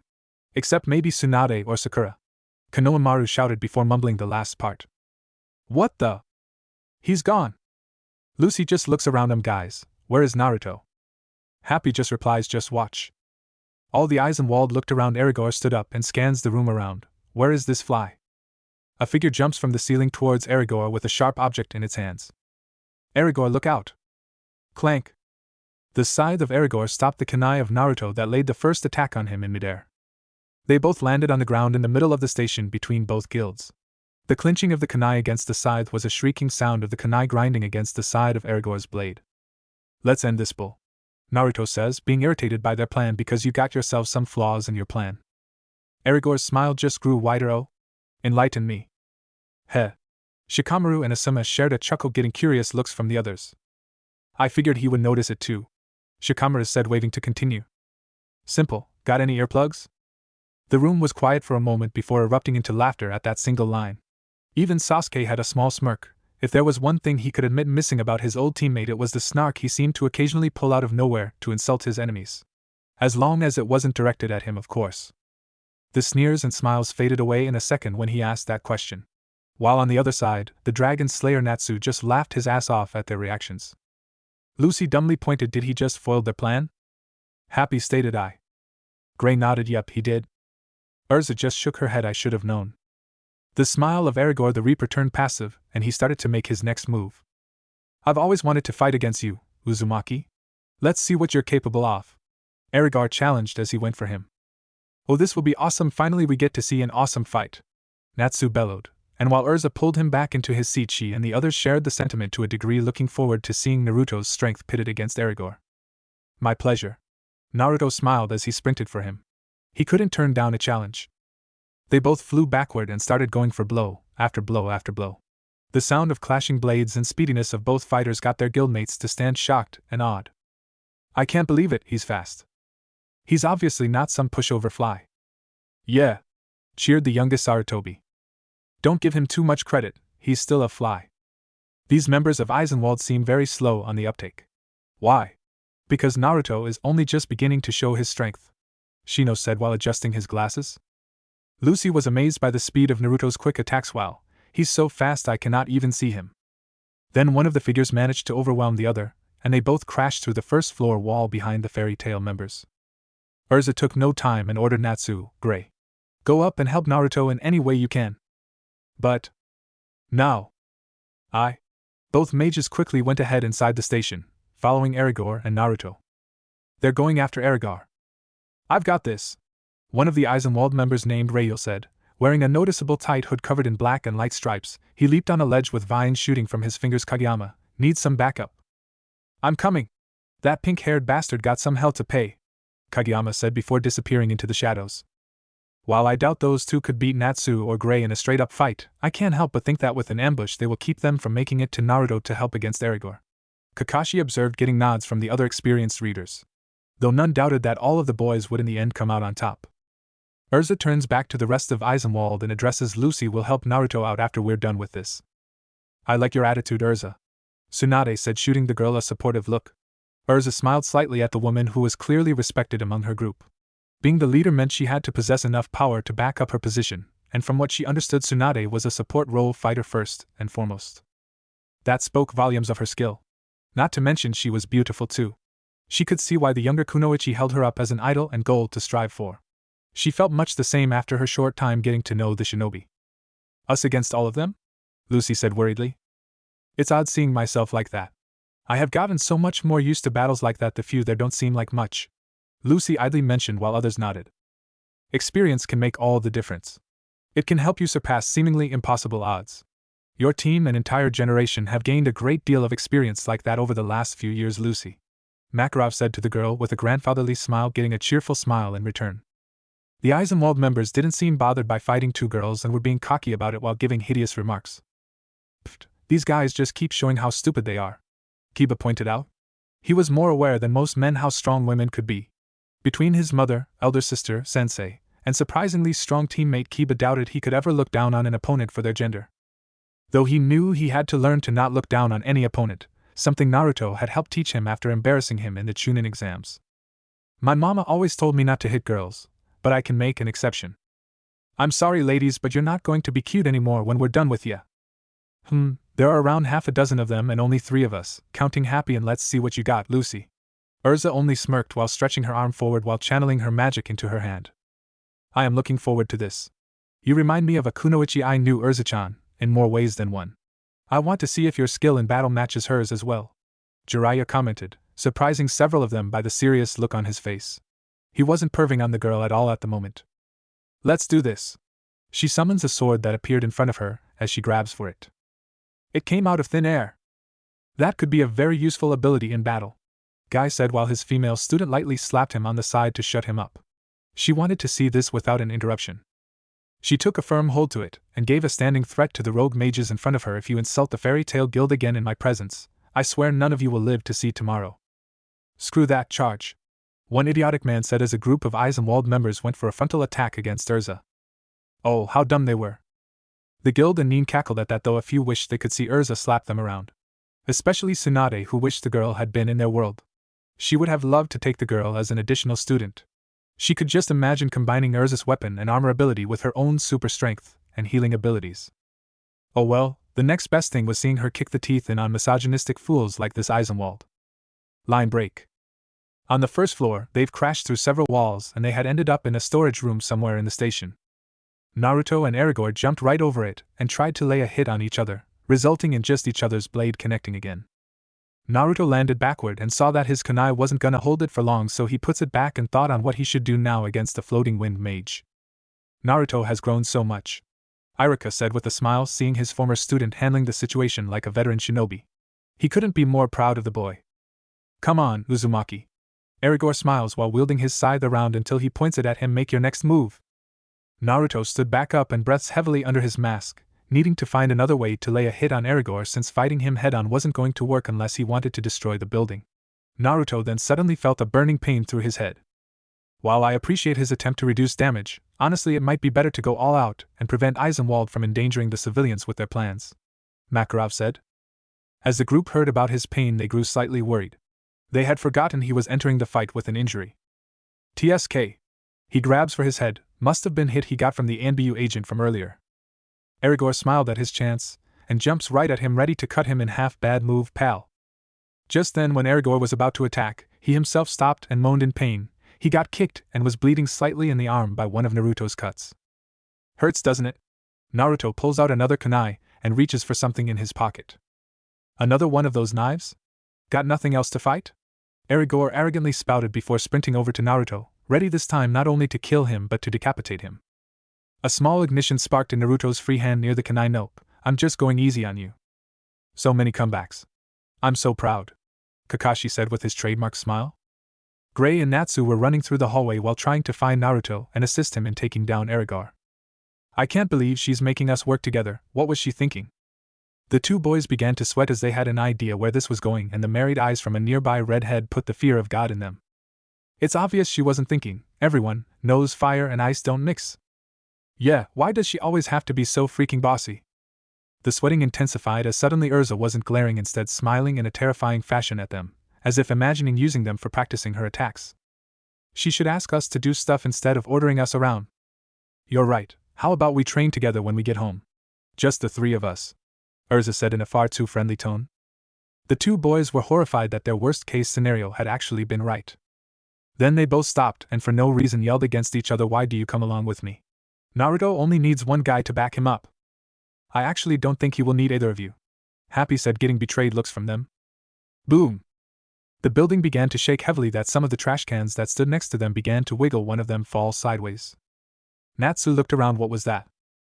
That must be Naruto, Gray figured out. Guess he doesn't need our help dealing with Erza. Whatever, I'm still going to find Naruto. No way in hell I'll let something happen to my friends. Several from Konoha smiled sadly at that. Naruto really did fit in with these fairy tale wizards. I agree, Gray agreed as he looked up and saw that there the hallway ended in two ways. Let's split up. Another explosion occurred, and this time some tiles from the ceiling started to drop. Natsu and Gray turned towards each other and nodded. Let's get to it. They both departed in different hallways and started to look for Naruto. The room was filled with smoke and rubble. The many damages Naruto and Erza had inflicted during their fight had made one of the train station's room into something unrecognizable. A little overkill, but like I said, given the situation I can agree to demolishing any obstacle to stop the Dark Wizards. Makarov said with a grimace at the damage. Unfortunately, with all the damage that had been done, Erza was nowhere in the room. Leaving Naruto alone standing with a cut in the flak jacket he wore that also traced some blood of his. Bastard got a lucky strike. Naruto grunted while looking around, just hopefully that last blow will stay with him. The readers were again worried about seeing another injury on Naruto. However, they knew it was unlikely. Erza was doing very well after Naruto's last attack. Naruto then focused some chakra into his hand and uses his sensor ability, which he had learned through the years with his summoning. Feeling the energy of everyone in and outside the station, he sensed a big crowd of most likely the citizens of this town wondering what was going on. Then there were the dozens of bodies of military men who were heavily injured but were brought to safety by the conductors. Impressive sensing skills. He really would make a fine hunter, skill-wise at least. Jiraiya mentioned getting a nod from the Hokage as they contemplated the thought of having him learn from a few of Konoha's hunters, if not join the ranks for a time. Then there were the more pressing matters. Come on, let me see. Gray was not that far away from where he was from, and he's currently in a one-on-one fight against Eisenwald guys. Natsu was running through the hallways trying to find him while not noticing he was being followed by one of the Eisenwald guys from a distance. Happy and the new girl Lucy was also running through the hallways but were most likely trying to catch the chubby Eisenwald member that was fleeing. And Erza was outside the station, doing her way to evacuate the whole city. With luck. He didn't need to be worried about his guildmates.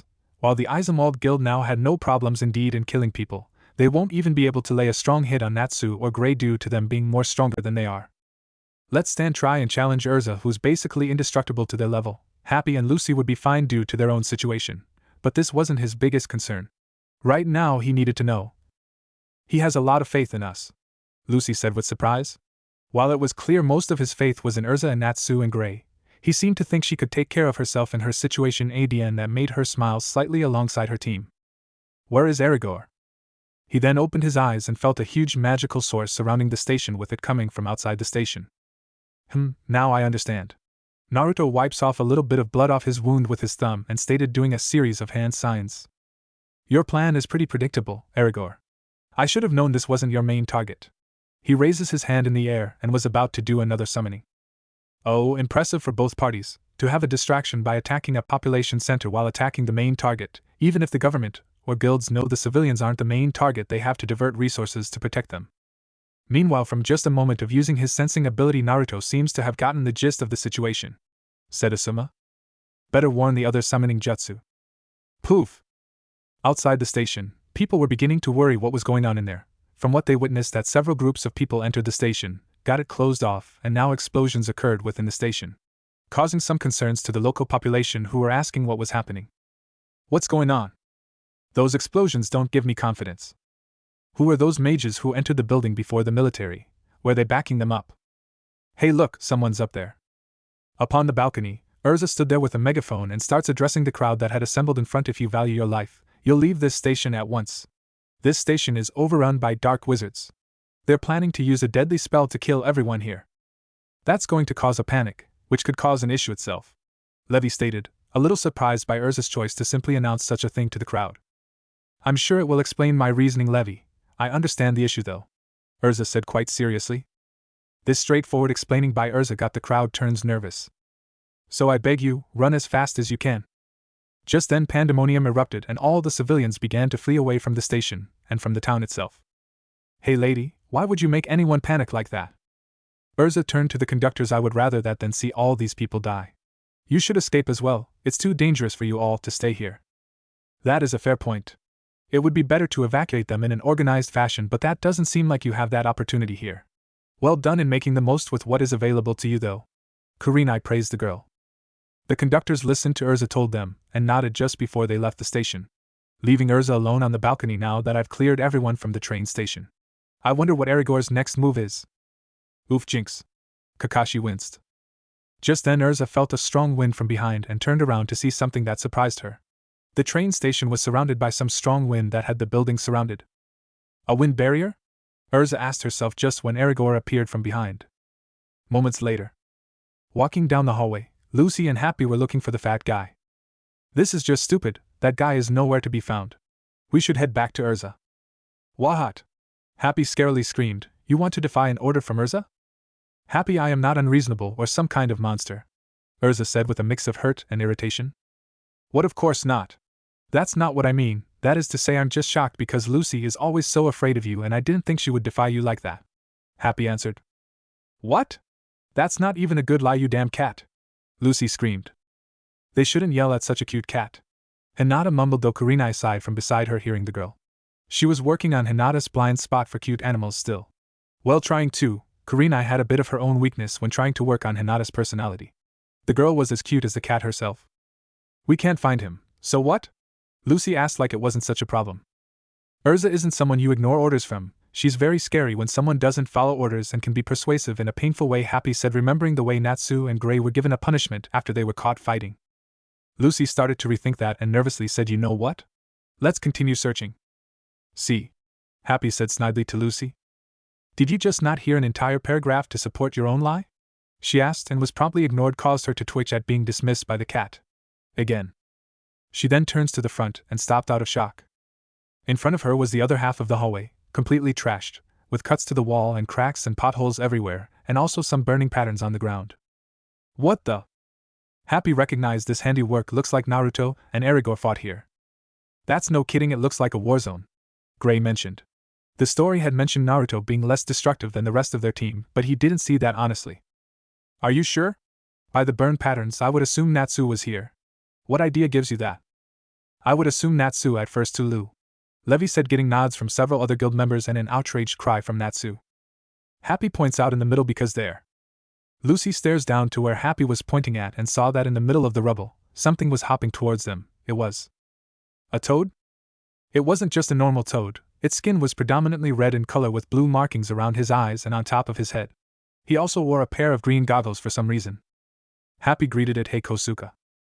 Oh, he's my friend, Happy said in surprise. Hey Happy, how's it going? The toad named Kosuke greeted back cheerfully to Happy. Wow, they really are friends, the others thought. It can talk? Lucy was creeped out. So rude. Jiraiya, Tsunade, Kakashi, Carla, Lily, and Happy said at once, causing the blonde to shrink in on herself. Did Naruto give you a message? Happy asked, ignoring Lucy's rude comment. Kosuke nodded and pulls out of nowhere a small scroll. He says, you guys should be reading this, it's important. Summoning contracts really are extremely useful, Choji pointed out in mild jealousy. It would be nice to have one of his own to help with missions. Happy accepted the scroll and nods eye. Wait, why did Naruto give you the scroll? Isn't he here? Lucy asked. Lucy didn't get a response as Kosuke puffed away, leaving the two alone.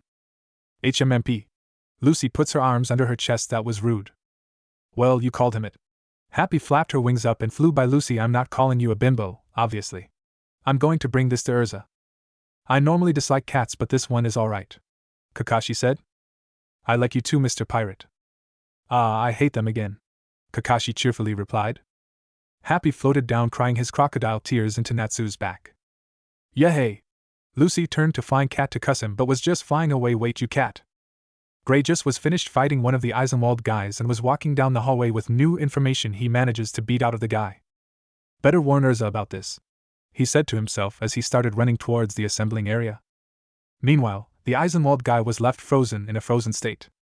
That's cold, Kiba said, only to get slapped in the back of the head. Even you are better than that, Kiba, Shino said while adjusting his glasses.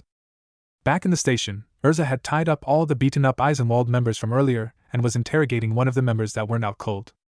Just forget it, lady, there's no who can dispel Aragorn's wind barrier, the guy said in pain. Erza sure did do some damage on the guy. There is a weakness to every technique, it will just take time to find it. Sadly, time is what is likely against them if Erza escaped, Niji said. With no luck, Erza sighs in defeat after failing to extract some information out of the guy. Erza. She recognized that voice and turns up and saw Grace standing there. What are you doing here? I thought you were with Natsu. We decided to split up, but never mind that. Listen up, I just find out Eisenwald's real target isn't the station but Clover, the next town up. What? Erza is heading towards the conference as we speak. He's planning to use the Lullaby to kill the guild masters. While they had several flaws in their plan, overall it wasn't a terrible strategy, Shikamura said. Stop complimenting the criminals, you idiot. Ino scolded him, getting only a troublesome in response. Erza turned to the Eisenwald member and demanded, Why didn't you tell me? The guy turned pale. Look at the terror on that guy's face. Gajeel chuckled. Guys. Erza and Gray turned around and saw Lucy running towards them with Happy flying next to her. What is this? Erza turned angrily to the celestial mage. I thought I told you to find that guy. Lucy froze out of fear but said BB but. We came across Naruto's messaging toad Kosuke. Happy says in Lucy's place while waving around the scroll. He left us something. He gave Erza the scroll here. She opens it up and reads it with the others. Erza, I managed to find out what Erza's plan is. I figure out you will know it too.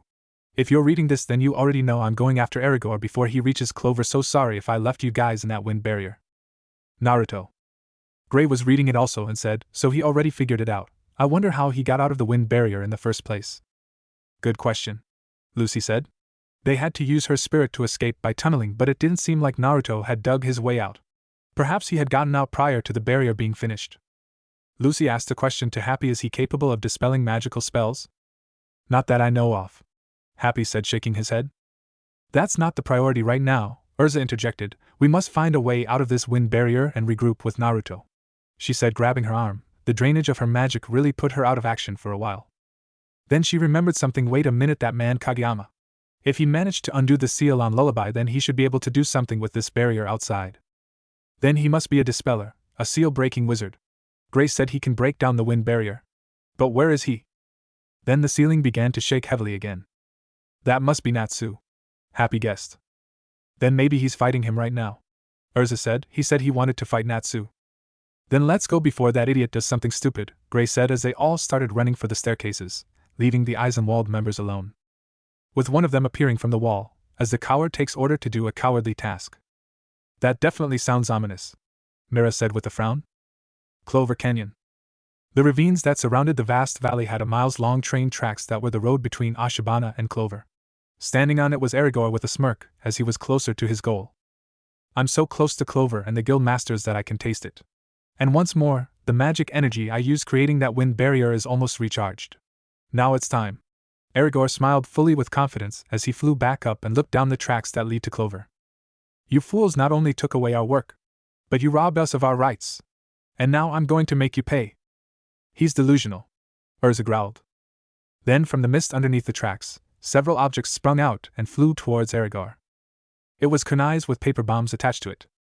They exploded in front of him and behind him, forcing the wind mage to land back on the tracks. He looked around and saw the smoke covered a person's appearance. The loser always has to make a grand entrance, Sasuke said with a scoff. Didn't you do the same thing in the Chunin exams when you showed up late? Shikamura asked with a smirk. That was Kakashi's fault. Sasuke was embarrassed briefly before regaining his composure. You think you can hide from me? Erza said to the figure before running towards him and slashes at the person, only to be at nothing but smoke. What? Boss can be scary sometimes, Konohamaru said in awe. It was like Naruto was a ghost.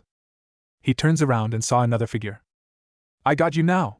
Erza yells as he went over to the other side and slashes his scythe again, only to be at nothing again. What? He looks around, still surrounded by black smoke and many figures. He tries it again. And again. Again. He stops and then yells out, whoever it is, come out now! Shink.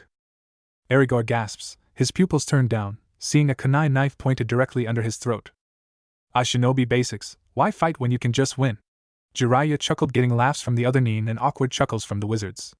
The way Naruto was acting reminded them more of an assassin at the moment, and it was strange for them to be on the same side of someone with that skill set.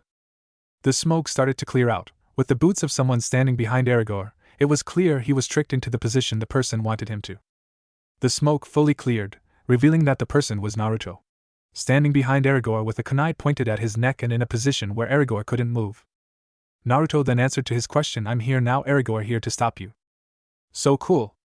"Oh please, not this guy," several wizards said at Jason's sudden appearance.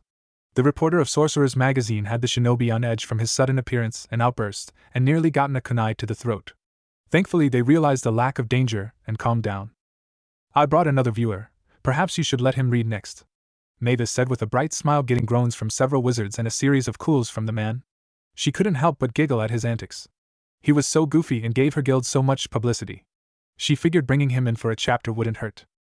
What if Fairy Tail watches Naruto vs Sasuke? And thanks for watching my video till the end. If you enjoyed this content, then do consider subscribing to my channel, and leave a like if you guys need the next part. Comment down, and thanks for watching the video, and see you guys in the next video.